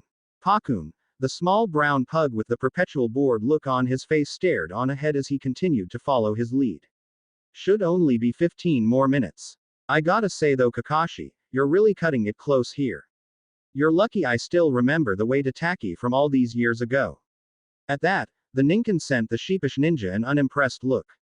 It's embarrassing that someone like you forgot how to get there. Kakashi brought his hands up in a defensive motion. I know, it's just been a while. I would have been able to figure it out myself if we weren't in a hurry though. He replied in a weak tone. The two Chunin behind him sent each other an awkward look. What about once we arrive, Senpai? I heard that getting inside the village is pretty difficult. Not to worry, we won't need to set foot inside the village. The three of us will meet up with the Taki team and they'll show us the way to the lab. Once we're done there, we can make our way back to Konoha.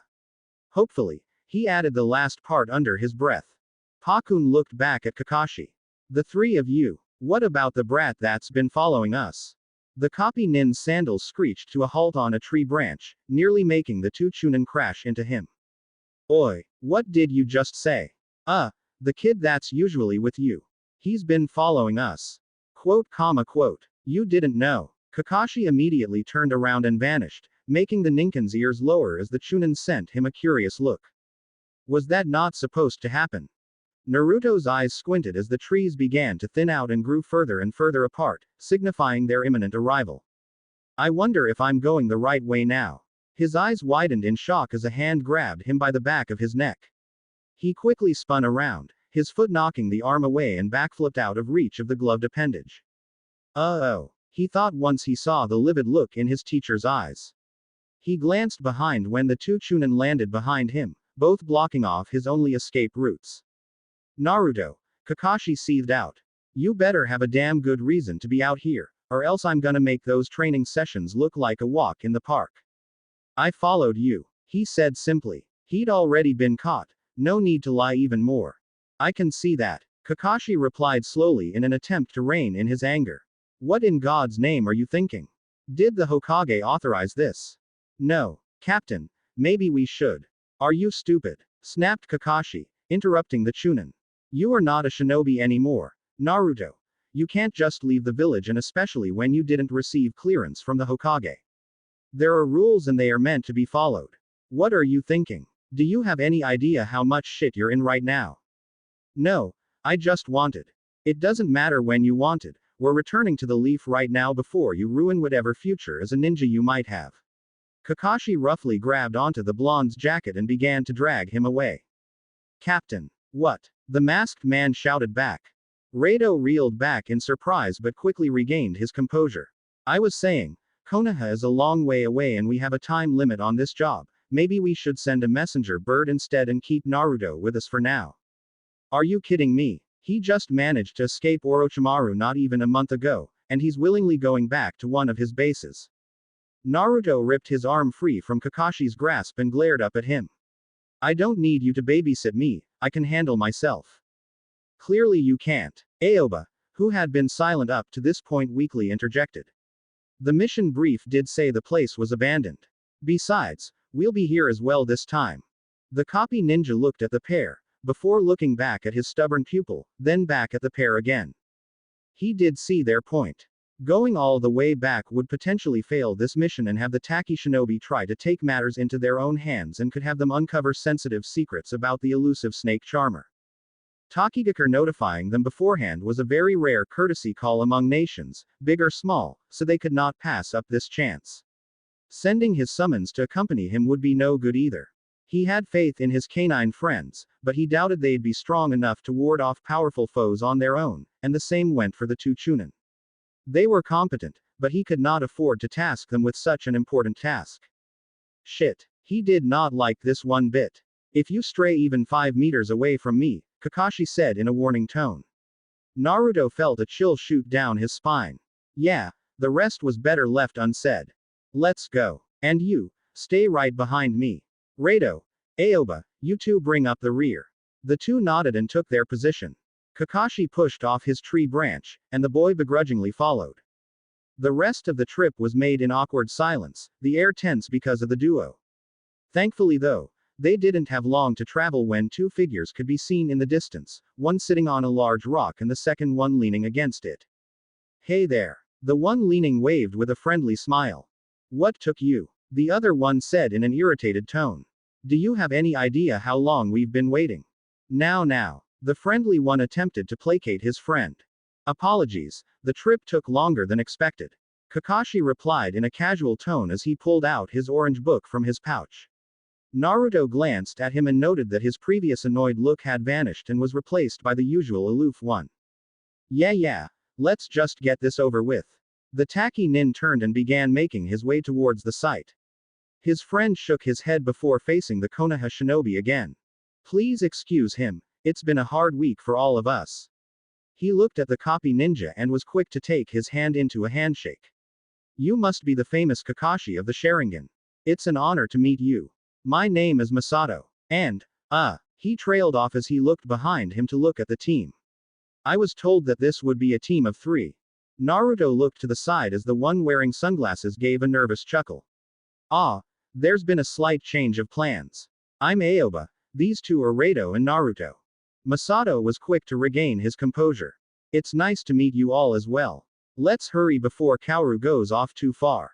The group quickly caught up to the surly man and, after ignoring his irritated sigh, slowly followed after the two tacky chunin down the cold underground bunker. The air around them changed, making an uneasy shiver run down Naruto's spine. This place looks nothing like the other one, he thought. His eyes darted around, insects crawling along the cold stone wall that was soon replaced by a monotone metallic surface. It's pretty dark. Anyone see a switch? Masato questioned once they reached the bottom. Over here. Reito flicked a switch on and a dull click echoed around them. The low sound of machinery humming soon followed and, after a few seconds, a single white light flickered to life. Reito, Aoba, bag anything that seems valuable or important. Naruto, you stay next to me. Kakashi said after noticing the blonde attempt to veer off on his own. The Jinchuriki made a face, but retreated back to Kakashi's side. You're lucky I even let you come down with us.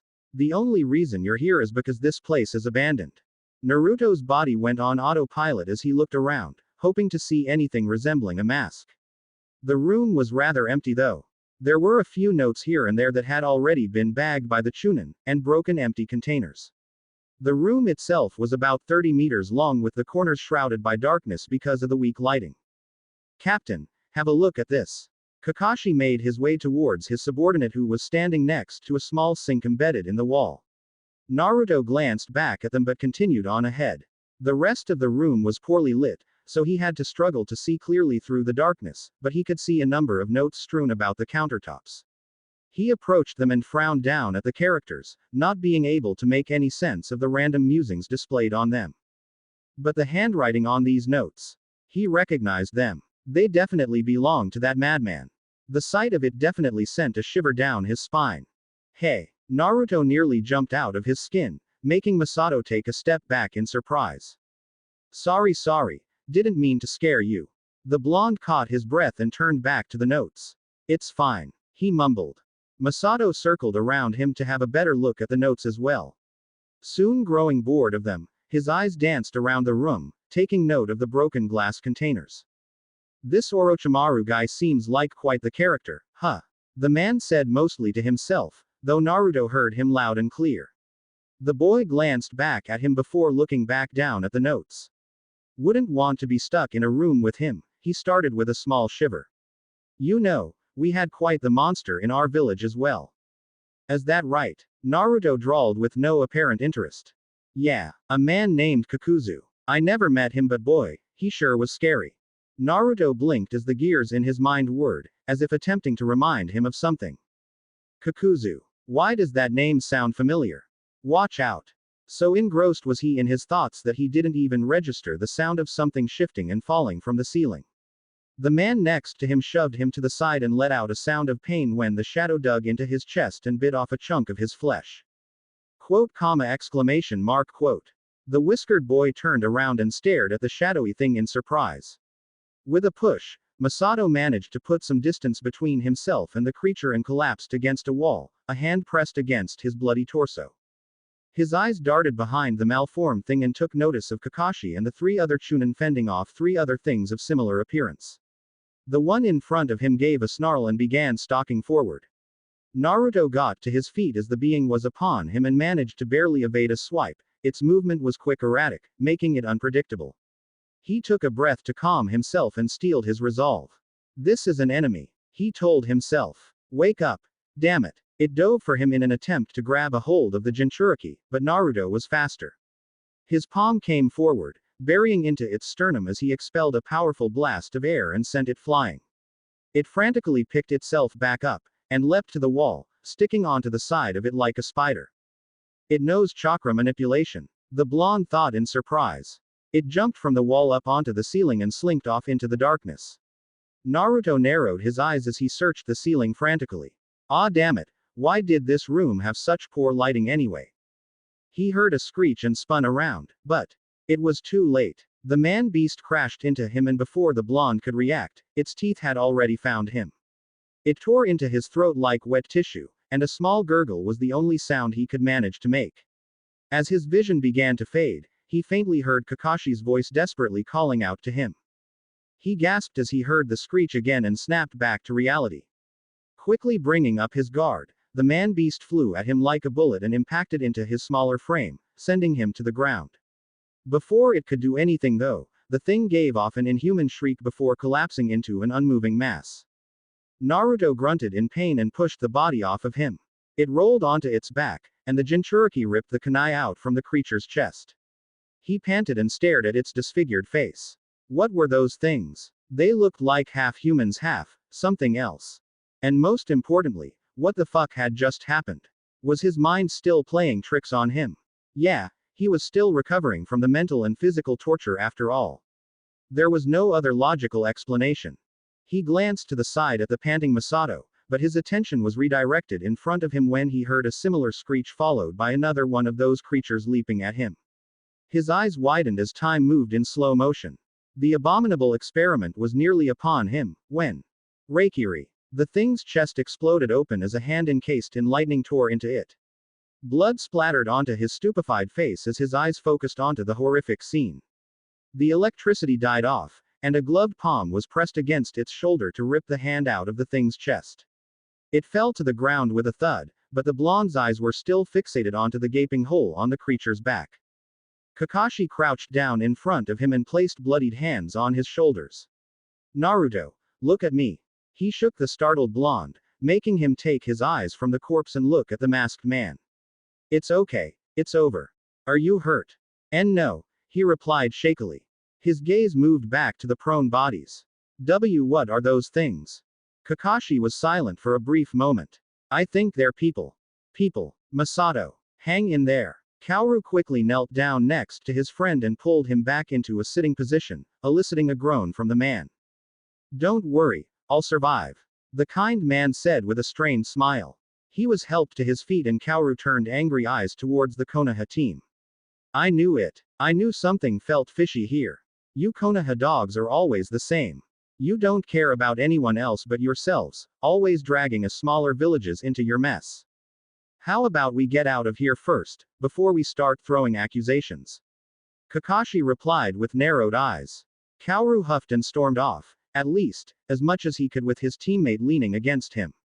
Naruto shakily got up as well and, after casting one last look at the bodies, followed after the team. Has everything been accounted for? Kakashi asked his subordinates. Both nodded, having already sealed everything of importance. Let's get going then. Kakashi looked towards the fourth member, who was now sporting a thoughtful look while staring at the ground. Good riddance, spat Kaoru, making Kakashi turn his attention to him. And don't bother coming back, we get by much better when you keep your affairs far away from us. Kaoru, you shouldn't say such things. Panted Masato. Kaoru was about to reply but was interrupted by a new voice. He's right, Kaoru. It is not your place to make such decisions. The group turned towards the newcomer, and both Taki shinobi's eyes widened. Lord Shibuki. They knelt down, Masato struggling to do so as the leader of the waterfall village, and his two bodyguards approached the group. Please get up. Masato, Kaoru. We need to get you two treated as soon as possible. Kaoru looked down in shame as Shibuki turned towards the Konoha team. Kakashi Hatake. I thank you for coming on such short notice. Unfortunately, our intel seems to have been wrong and we nearly paid the price for it. Shall I arrange a team of medics for you as well? Lord Shibuki. Kakashi bowed his head. Thank you, but we are fine on our end. Everyone's made it out unscathed. I see. Shibuki nodded in approval. Then please, spend a few days in our humble village. It's the least I can do after making you travel for so long and putting you all in grave danger. I'm sure you'll enjoy your stay here. We appreciate it, Lord Shibuki, but we really should be going. We need to report to Lord Hokage and... Please, Hatake-san. I insist. Well, when you put it that way, I guess we can send a messenger bird. Excellent. Shibuki gave them a pleasant smile. Then please follow me. The Taki group began making their way and Kakashi looked back at his confused team and offered a weak shrug. Well, I guess we'll be spending some time in Taki. With that, the Konoha team followed, Naruto following behind after them. Chapter 15. Little Beetle. Naruto couldn't help but look back once more towards their previous location. His mind seemed to be struggling with what he'd witnessed. Wild animals, possessing the skills of ninja, yet still human. And he killed one of them. The person that thing once was now gone, by his hands. That person that once had friends and a family, a childhood, a dream, hobbies and passions. He cast a wary glance towards the rest of the team. They looked relatively unperturbed for people that had just taken several lives. Rado had used his kunai to pierce one of them in the skull. Kakashi had used some kind of rock wall to crush one, and used his bare hands to rip the other one apart not even a few seconds after. He had to be saved. Again. But why? He was strong. Much stronger than those things were. So why was he having so much trouble staying focused? That was a stupid question. He knew why. Until he dealt with whatever it was that's been happening with him since that fateful day, he would never be back to 100%. It was like his body wanted to react in time, but his brain struggled to catch up. He felt confused, indecisive, conflicted. His mind was lagging behind, as if his shoulders were already carrying too much to bear. He exhaled a quiet sigh and reached up to ruffle more water out of his hair. The trip towards the village had been quite strange so far. The land of the waterfalls didn't have a normal entrance. Instead, they had to navigate through a channel of caves, then dive underwater until they reached a riverbank. Only when they surfaced were they met with the small village of Taki. It looked way different than Konoha did. While the leaf was surrounded by a forest, this one seemed to be a forest, with one gigantic tree blocking out the sky and shielding the entirety of the village. There was greenery and water as far as the eye could see, and the air felt so pure here. Masato and Kaoru quickly left the group to receive medical attention, and the rest continued on forward, the blonde looking around in slight wonder. There weren't that many houses or shops around, as opposed to the bustling streets of Konoha. Then again, this was a minor village. The few villagers that were out and about looked on in curiosity, but no ill intent was directed at them. Some would whisper, but it wasn't the harsh tones that he was used to. Instead, they would smile and sometimes wave at them and their would-be leader. All right, this is where you all will be staying, said Shibuki. The blonde didn't know what to make of him. At first he just seemed like a kind young man. But then, he'd start freaking out over the littlest of things.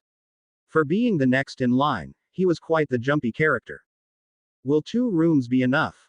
We'll make do, Kakashi said offhandedly. After exchanging a few more pleasantries and their goodbyes, Shibuki and his guards left them. I'm gonna have to share a room with Aoba again, aren't I? Rado said with a small groan. Hey, what's wrong with sharing a room with me? You know, he replied with a deadpan. Quote. Yeah. The blonde watched them go in puzzlement, before glancing back at his masked sensei who didn't bat an eye from the interaction. Huh, must be a regular occurrence. Kakashi walked inside the room he'll be sharing with the Jinchuriki and began unsealing and unpacking his tools. Naruto watched him work for a little while before hesitantly opening his mouth. Can I go? Kakashi turned towards him sharply. Go where? Just, out. I wanna train. His teacher's eye narrowed slightly. I'll be fine, I won't leave the village. Kakashi looked down and closed his eyes, before sighing and standing up. You're putting me in a weird position, Naruto. He said, making him blink in confusion. Trouble follows you everywhere, for whatever reason. So I have to constantly watch over you to make sure you're not gonna get yourself killed. I won't always be there to save you. The boy awkwardly looked to the side. Well, it was hard to dispute that. Quote. Isn't that why you started training me? Kakashi remained silent, then shook his head and turned back towards his things. You're still in a lot of trouble. Do not leave the village, and do not cause any disruption. Got it. The slightest problem and I'm locking you in this room our entire stay. Okay. I got it. He decided to go as far away as possible within the perimeter of the village, shielded by the sea of trees. Kakashi had said no trouble, and he seemed serious. And he for one did not want to be stuck inside. He followed a gentle stream, down a rocky terrain, and decided to settle on a bed of grass, where the freshwater was prominent in the air. This place kinda felt like paradise. He sat down and crossed his legs, taking in nature for a moment, before closing his eyes. His breathing stilled, and soon, his muscles relaxed. When he opened them again, he was back in a familiar place. Before him stood the massive cage within his seal, keeping the giant glaring fox at bay. Said beast was eyeing him with a cautious yet irritated gaze, and as always seemed unhappy to see him. Some things never changed. You again, Kyuubi said gruffly. I was wondering when you'd show up. The boy looked up at the giant fox in mild surprise. He hadn't meant to enter his mindscape. He'll have to learn to be able to meditate without entering his seal at some point. He looked back down and sat, crossing his legs before closing his eyes once more. For his part, Kyuubi just narrowed his eyes and watched the child carefully. What was the human doing? More importantly, what has been happening to him ever since that fateful day? He didn't care about humans, not at all. The only one he'd ever respected died a long time ago. But still, this behavior was quite strange. His eyes glanced towards a far corner of the big space they were in. Could it have anything to do with the mirrors that had been appearing within the mindscape?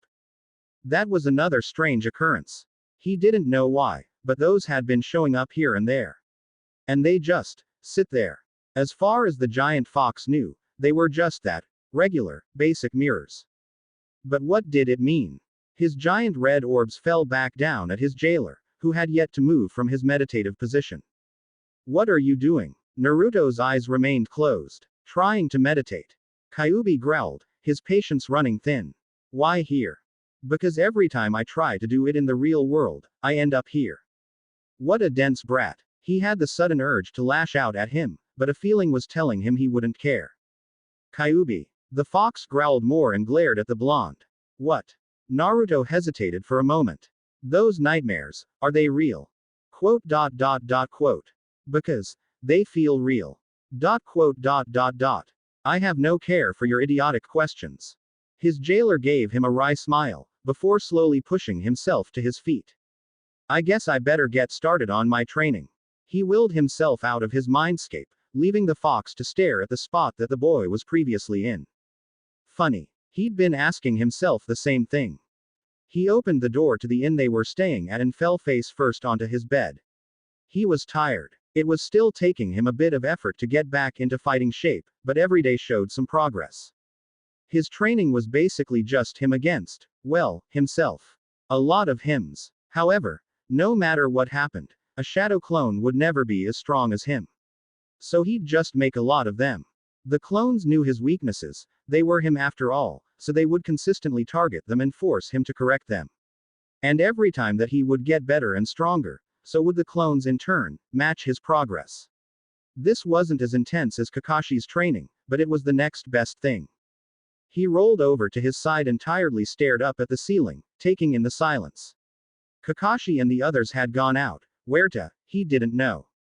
But he couldn't bring himself to care at the moment. His eyelids grew heavy and slowly, he drifted off to sleep. Come on Naruto, wake up. He was jostled awake by his teacher, groaning and opening his eyes before squinting and shutting them again. Kakashi watched him unimpressed after noticing the scuff marks all over his clothes and body. Did you even wash up when you got back? You stink. MMNNG. Yeah, just get in the shower, we're going out. He sighed and pushed himself into a sitting position before shuffling towards the bathroom. He knew better than to complain near Kakashi. He didn't really understand the point of this tour that Kakashi was taking him on. The past hour had just been them two walking around the village, with Kakashi occasionally pointing something out and Naruto silently taking it in. He'd said that this was useful knowledge to know about the ins and outs of the village, just in case. He didn't elaborate any further, but he didn't need to. In the end, Kakashi took him inside a restaurant that also served breakfast, named the Four-Leaf Clover.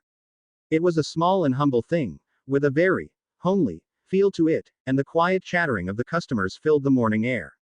The duo sat at a booth and took their order, with Naruto having the sweet dumpling and Kakashi going with a serving of dango. And it was while he was eating his meal that he heard it. That familiar, hushed tone that cut through the mingling conversations and sent a feeling to his stomach. The hair on the back of his neck stood on end as he attempted to zero in on the source. I told you, I can't be seen serving you. One voice said, one of the waiters. Come on man, I'm just trying to eat.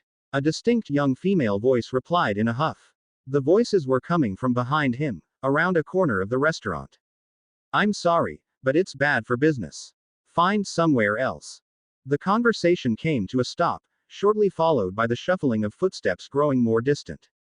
Naruto turned his head towards the entrance once he heard the door open but only managed to catch a small glimpse of green when it swung close. The waiter came round the corner and, after a short sigh, walked up to the two and tried his best to give off a friendly smile. Is everything to your liking? Oh yes, thank you. Kakashi replied. The waiter nodded and moved on to other customers. He turned towards his student when he saw him stand up, an uneasy look on his face. Quote. I'm not really hungry anymore, thanks for the meal. Of course, the conversation had not been lost on the scarecrow either, which was why he made no move to stop the blonde. He closed his eye as his student left, and took a sip from his tea. Yep, life is unfair. His mood now soured, Naruto stuffed his hands in his pockets and frowned down at the ground as he walked through the streets of Taki, the conversation from earlier replaying in his head. It's bad for business. Find somewhere else. He didn't know the context for whatever warranted such a reply. But what he did know is that he knew how much it stung. To be spoken to that way, to feel like you're worth less than everybody else. He didn't know what that person did to deserve this reaction, but everybody should have the ability to eat if they wanted to. A bit of training would cool his head. Yeah, that sounded like a good idea. Some wind training at one of the many waterfalls, followed by an all-out battle against his clones. With his goal in mind, he quickened his pace, his previous thoughts already leaving his mind. Hiruzen read his reports with a grave frown fixed onto his face. This was not good at all. What the team that he'd sent to Taki had uncovered from the base had terrible news written all over it. The notes recorded mentioned data about a few of his experiments. Enough to understand a few words here and there, enough to make him afraid, but not enough for him to understand, much less prepare for it. It was like Orochimaru was taunting them. This was similar to the reports he'd received from Kakashi all these years ago. His student was trying to play God, and he did not like it one bit. And if that wasn't enough, there were mentions about the rogue group that the snake charmer had joined, Akatsuki. He'd known about Akatsuki before, thanks to Jiraiya and Itachi. A group of hardened old hands, each possessing the strength to destroy an entire village all by their lonesome. But their leader had always remained a mystery. Until now. Pain, a man referring to himself as God. The idea would have made the old monkey scoff, but a word in these notes had made his blood run cold. Rinnegan. The eyes of the sage that gave humans chakra and taught them ninju. The messiah that ushered a new age for mankind. The one that split the demon known as the Ten Tails, and created the moon on his deathbed. If anybody deserved the title of God, it was him. And this man Pain harbored the same eyes. Was he a descendant? Some kind of reincarnation? Or perhaps a grave robber? Orochimaru knew that they would find this. He knew his student to be too clever to make such a deliberate mistake. So why leave behind such valuable information? Could it be that he wanted them to find it? He gently placed the papers down and with shaky hands, ignited his pipe before taking in a big breath. This was bad. So very, very bad. And the cherry on top, Naruto escaped the village with no authorization, and is now away from the village's safety. He spun his chair and cast weary eyes to the pictures of the previous Hokage. It was moments like these that he regretted taking back the mantle. Hashirama Sensei, Tobirama Sensei, Minato. What would you do in my position? I'm tired, Naruto complained to himself. All he wanted right now was to limp his way home and sleep. It was nearing nightfall and he didn't want to have Kakashi go off on him again for coming home too late. Placing a hand on his stomach, he looked around through half-lidded eyes for a food stand. He wasn't hungry. He hadn't really felt hungry in a long time. But he supposed that he should eat something nonetheless to rehabilitate himself into fighting condition. I guess takoyaki's fine. After getting himself a small plate and paying for his food, he continued on along the road, idly nibbling at one of the skewers. They were good. He had better in the past though. Now that he thought about it, when was the last time he'd eaten this dish? His thoughts derailed when he noticed a lone figure, sitting on one of the public benches along the path. The color of their hair caught his attention. This must be the girl from this morning at the restaurant. She seemed to be reading some kind of book. Looking at her up close, there didn't look to be anything wrong with the girl. She appeared to be 9, maybe 10 years old. Orange eyes frowned in concentration at the book in her hands while her pupils followed the lines of the book with intensity. Why was she being treated that way? Was she some kind of outcast? He wondered. It could be a number of different things. Hatred could take on many shapes after all. He stiffened up when he realized that her eyes were no longer on her book, but now locked onto him. His shoulders raised slightly in a defensive manner as he looked away and quickened his pace out of her line of sight. Why had he been staring that way? He could feel a slight sense of familiarity about her, but he couldn't quite put his finger on it. The girl on the bench stared at his retreating back before scratching her cheek in confusion. I wonder what that was about. She looked back down at her book, but the smell of fried goods distracted her and made its way to her nose. She blinked and glanced down beside her. A small plate of takoyaki was sitting there. She stood up and looked around, looking for the owner of this plate, but nobody seemed to stand out from the crowd of people that were all minding their own business and going about their daily lives. She picked the plate up and gave one more look around her, but still found no signs of anyone. Her stomach grumbled, making her look back down at the plate of yummy food. There you are. Naruto shut the door behind him and nodded, making his way to his bed before beginning to take his sandals off. We're leaving tomorrow before noon, so make sure you have your stuff ready by then. All right, the blonde replied. The 4 of them had been staying here longer than he'd anticipated. After tomorrow, it will have been 3 days since they left Konoha. They were pretty much stuck here until Shibuki and Hiruzen worked something out, probably because Taki wanted something in exchange for the valuable information they allowed Konoha to gain from this. Unfortunately, that meant that they had to stay here in the meantime as an incentive. They must have finally worked something out. Oh well, he liked this place, so that was fine by him. The blonde tightened the straps of his backpack as he and the rest of the team walked along the edge of the river. This path ran all through Tokigakure leading up to the entrance and the underwater cave systems. He really wasn't looking forward to going back inside those tunnels. He felt a little claustrophobic in them. What? The group turned in surprise, Naruto most of all, when they saw a young girl run after them. He recognized her. It was that girl from yesterday on the bench. Why was she here? Said girl skidded to a stop in front of them and doubled over, hands on her knees as she attempted to catch her breath. Can we help you? Rado asked in confusion. The girl quickly straightened back up and gave them a wide smile. Yes, sorry, I just needed to confirm something. The scarred man raised an eyebrow as she turned towards Naruto, making him recoil slightly. It was you, wasn't it? You're the one that gave me the food, right? Kakashi watched the scene with intrigue. His eye curved upwards before he turned around and motioned for the other 2 Chunin to continue on forward, which they did begrudgingly. Naruto glanced back at their retreating form as he sweated nervously, the girl still boring holes into him with her eyes. I think you got the wrong person. Don't try to deny it. I saw you. You're the only one that even bothered looking at me yesterday, so who else could it be? Naruto did his best to maintain eye contact, but ended up averting them. He wasn't used to anyone looking at him with such interest. How did you even find me? I knew it. The girl exclaimed in excitement, completely ignoring his question. Can you tell me your name? Quote. It's Naruto. Her smile seemed to stretch even further as she leaned forward a bit closer. Naruto. It's nice to meet you. My name's. She stopped when she noticed his headband, and her smile turned into a look of wonder. Oh, are you from Konoha? Naruto nodded slowly, wondering if he should be divulging any of this information to this strange girl. But then again, the symbol was displayed on his forehead, so it didn't really matter. We're going back today. Her mouth opened in surprise, and her smile deflated considerably at that. But she quickly tried to muster up another one again regardless. Oh, I see. He could see it in her eyes how dejected she was now. Poor girl. She probably had trouble making friends because of this status she seemed to be holding. Well, I wanted to say that I'm grateful. Thank you for giving me that food. It meant a lot. Naruto nodded his head. It's no problem. She looked to be having an internal debate as she fiddled with her hands, before raising one of them up to offer a handshake. Well, I hope you have safe travels then. She said with a smile. Naruto looked at her hand with caution before hesitantly raising his up and meeting hers in the middle.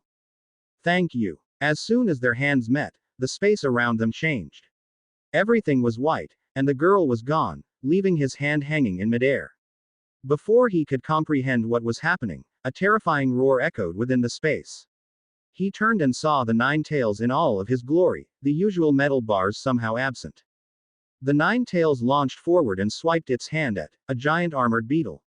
The beetle buzzed and rolled some distance before quickly straightening up and flying up high out of reach. The Kyuubi snarled and stared up at the insect in anger. Well, isn't this quite the greeting, brother? It's been some time. The beetle buzzed out, making the fox growl even more. What the? Naruto turned around, his eyes widening as he saw the girl with green hair, looking at the scene with terrified eyes. Where on earth was he? What was this creature? And why was the girl here as well? He turned and looked up at the giant insect again. That's Nanabe, the seven tails. And if he and Kyuubi were here, that meant that Nanabe and that girl were. Hey, you get away from Chome! She exclaimed as she rushed to her Biju's side. Kyuubi glared down at her, as if she was but an insect.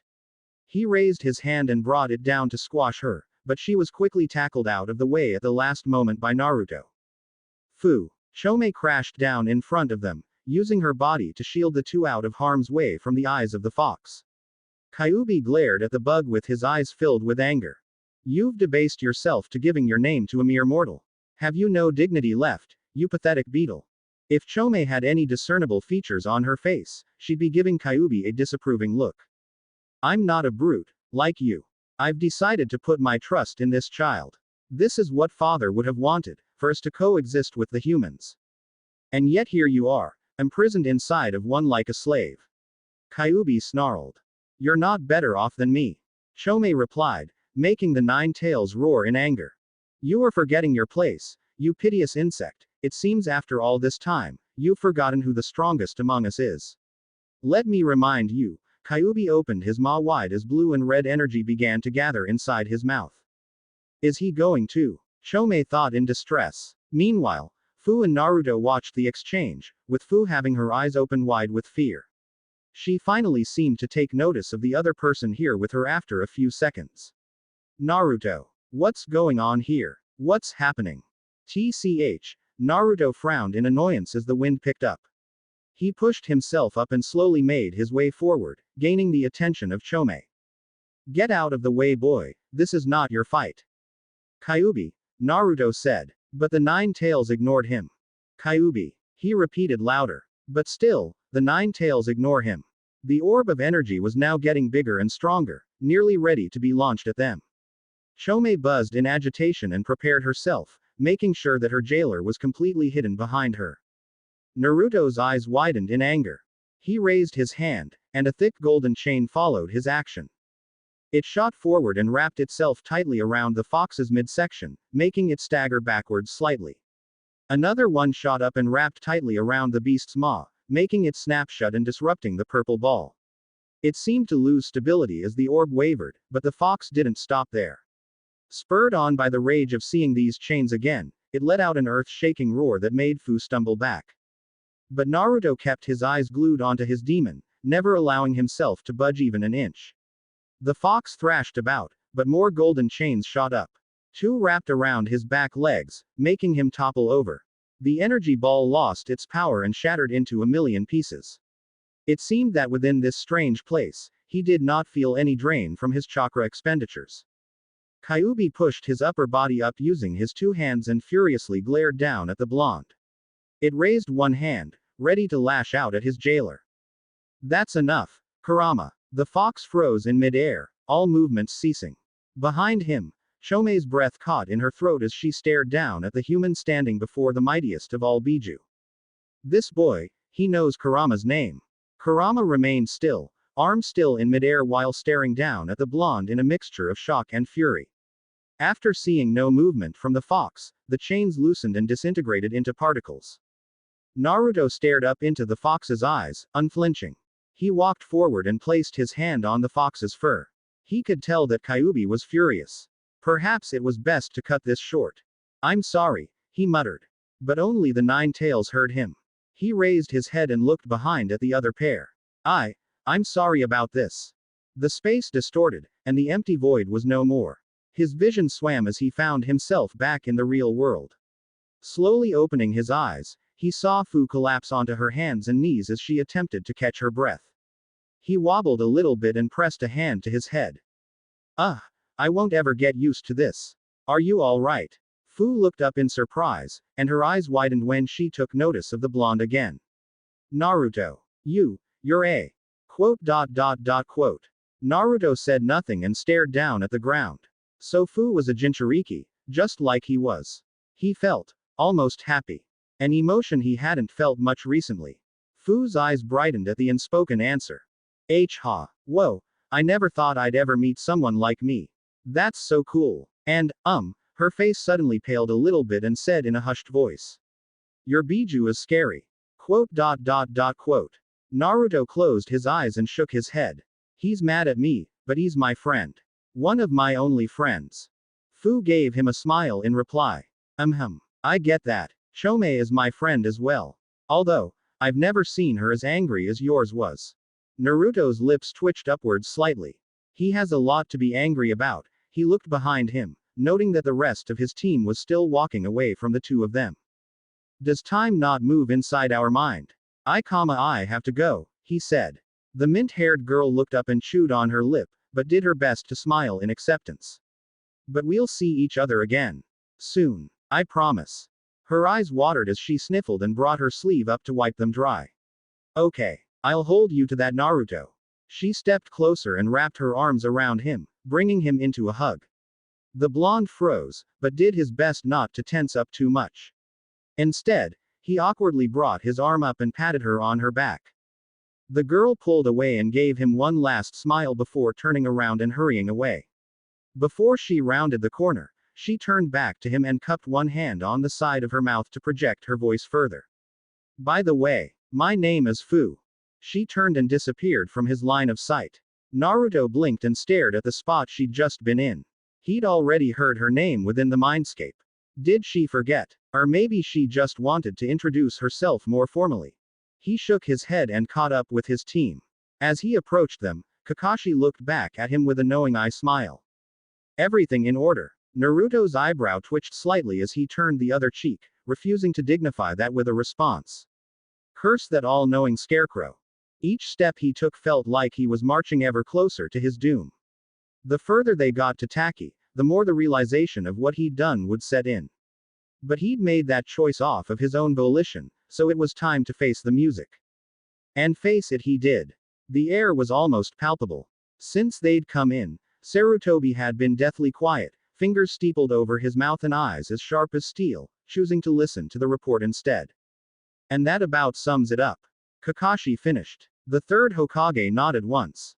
Rado, Aoba, you two may go. Yes, sir. They were all too happy to hightail it out of the room, leaving only the trio behind. Sarutobi continued to observe the two, while Naruto and Kakashi chose to keep quiet. And so, the three sat in silence. Since you seem unwilling to argue your case, Sarutobi began, allow me to share my thoughts with you. He got up and walked to his window, staring out at the village. Naruto, I realize that I have been much too lenient with you. You have made a mockery of what this village stands for. Trust and loyalty, that is our will of fire. And yet, the Hokage turned and fixed the blonde with a stare. You've decided to discard the notion completely and act of your own free will. Quote. What you did equates to borderline treason. Once you take on this headband, you take on the responsibility of what it means to be a ninja. Naruto frowned and stared down at the ground. He was aware of what he'd done, but wasn't this a bit of an overreaction? Kakashi meanwhile watched the interaction with a small frown on his face. I don't think it was that bad, all I did was leave the village for a few days. Well, that's certainly not what Sarutobi wanted to hear. This is not a question of the severity of your actions, it's the fact that you did it. There are rules that everybody has to follow with no exception. If somebody breaks those rules and we turn a blind eye, then where does it end? First, someone leaves the village for a few days. Then someone steals information. Then someone kills an ally. Someone gives information to other nations. Where do we draw the line? It is your duty as a shinobi to be picture perfect. Those rules have always been in place. However, those rules apply to you doubly so as our Jinchuriki. Hiruzen slowly approached the two and stood in front of the Uzumaki. You have shown me today that you are not yet ready to bear this responsibility. Hiruzen reached up to Naruto's headband and, much to the surprise of the two, wrapped his fingers around the material and pulled it off his forehead, making Naruto's eyes widen in shock. Naruto Uzumaki, I hereby revoke your status as a genin of Konoha. That's it for this part. If you enjoyed it, then like, share and subscribe for the next video as it's going to be more interesting, and also check out my other playlists. Hope you would like them too.